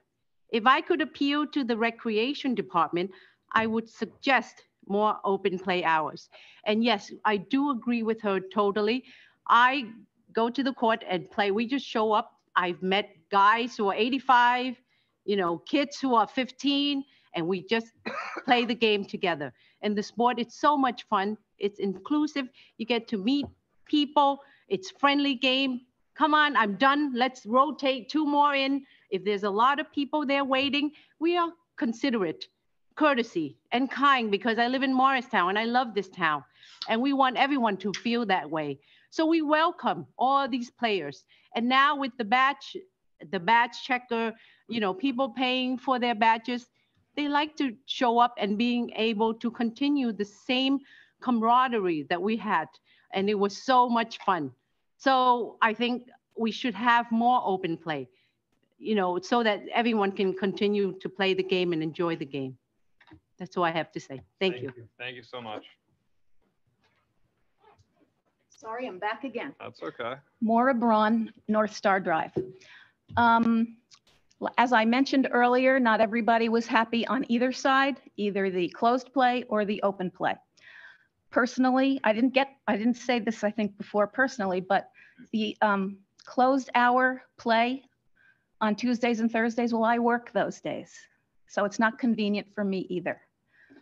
But I would like to see something equitable. And I would just say that a lot of these issues are okay to be presented here, but I think they belong more in a recreation committee meeting. Thanks. Thank you. Hi, Magdalena Rosari. I'm the one that checks the badges, and I live in 9 Rosemill Place in Morristown. What was your name again? Magdalena Irizarry. Like Kelly said, and Kaylee and Leslie, I get the whole crowd control thing, but I played last year, and this year, the courts are empty. Probably when I'm there from 4 to 7 for people that would play for an hour, people don't show up. I'm there sitting there. I'm actually playing with people while I'm working because they're like, oh, Matt, can you play? We don't have enough people. So it kind of, to me, it doesn't make any sense. I'm going to give you a perfect example. I played basketball my whole life. I'm a boxer. I'm a personal trainer. I never went to a basketball court and said, hey, guys, when you're done, us 10 want to go play for the next hour. You guys can wait. It was more 5 on, you winners stay, losers sit, then you play on again, or 4 on, 4 off like they did in the. This was the perfect environment and the perfect way of doing something. 4 on, 4 off. If there was too many people, 2 on, 2 off. Another thing they could have done is just shorten the game and say, okay, instead of 11, let's play till 9. It would have made the game move a lot faster. So I just think this, while the township make good money doing it, there's no way they'll make good money doing it next year. They can make a lot more money if they do the whole everything open play the way it was, and then figure it out. If somebody wanted to come and play with their family or friend or whatever it is, okay, let's use court 5 and 6 to do those things. And I did that a few days ago. There were probably all the courts taken. There were 4 people that wanted to play together. And I said, hey, you guys go to court 5, you play there for an hour. They played for 30 minutes and they left, and they just continue moving along the way it was last year. So I just think they should reevaluate what the rules are and figure, all right, let's do it this way and see what happens. That's all I wanted to say. Have a good day. Thank you so Good much. evening, guys. Appreciate you coming. Hi. Teresa Piliero, 23 Pippins Way. He's pretty cool. He's fun to play with. So I have to say that I can't believe we're standing here again. I think this was dealt with ad nauseum last year. And I think that it should be allowed to play out one season before we have people in here saying, let's do A, B, C, D, and E. I think last year the committee could have strategically done more outreach to get more feedback from residents and players, and I don't think that was done well enough. And I think that was reflected in all of us coming at the 11th hour to express our opinion.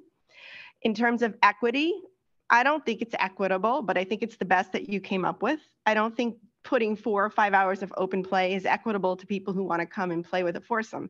I tried to play on a Monday. I think it was this past Monday or the Monday before, and there's lessons going on that took 2 or 3 courts, and there was no court open for play for me at 5 o'clock. And so my friend who was going to be my guest lives in Florham Park, so we went to Florham Park to play. Florham Park is a system that does not allow residents. We have a lawyer that advised Livingston and turned around Livingston and now turned around our town. And Florham Park simply does not allow residents to play, period. That's it. Non-residents. So I don't agree with the tactics of Attorney Cantor and saying that, you know, you're going to be sued or something's going to happen. I can tell you that I think that it should play out for 1 season. I think that if you want true equity, 2 hours open play, 2 hours non-open play, 2 hours open play, 2 hours non-open play. I don't agree that it was a welcoming and kind environment in general. At times it was not. And there was a lot of friction for the people who wanted to stay on the court for an hour. So that's my 2 cents for what it's worth. My friend called me because she said everybody else here and said, you got to get down here because you're in a non-open play. And there is a distinct distinction between open play and non-open play. And I think for good reason. I hope to try open play this season, but I haven't had the opportunity to do it yet. I also think that it's premature because it's not warm enough yet. I'm still playing. I play pickleball 5 times a week. I play in multiple different places. I play indoors. When it's warm enough, I'll get outdoors. But I don't think it's warm enough to assess reality at this point. I just don't. So thank you for being here late. Thank you for all you do. You have a thankless job, and I appreciate you. Thank you. Kaylee, we're going to go to the virtual folks so they can have their first round, and then I'll recognize you after, if that's okay. Marlene, Miss Memmer, if you want to speak.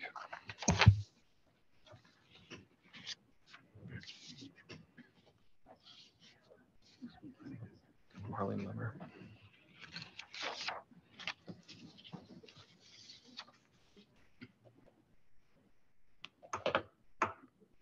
Marlene, are you there?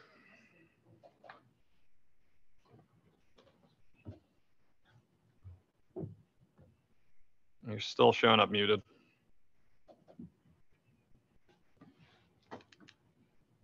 Okay, we'll try to figure that out. I'll recognize Kaylee, and then we'll go back to Mrs. Memmer. Is there anyone else waiting? You're good. Okay.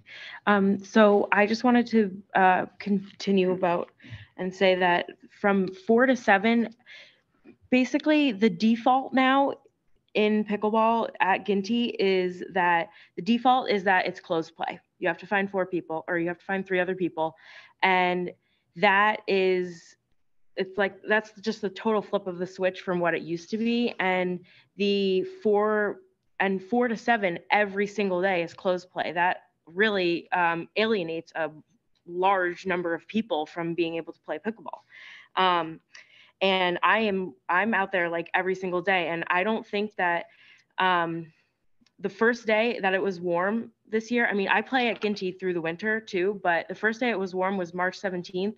And it was crazy there with a lot of people, like the badge checkers weren't hired yet. So there was no one there kind of facilitating anything.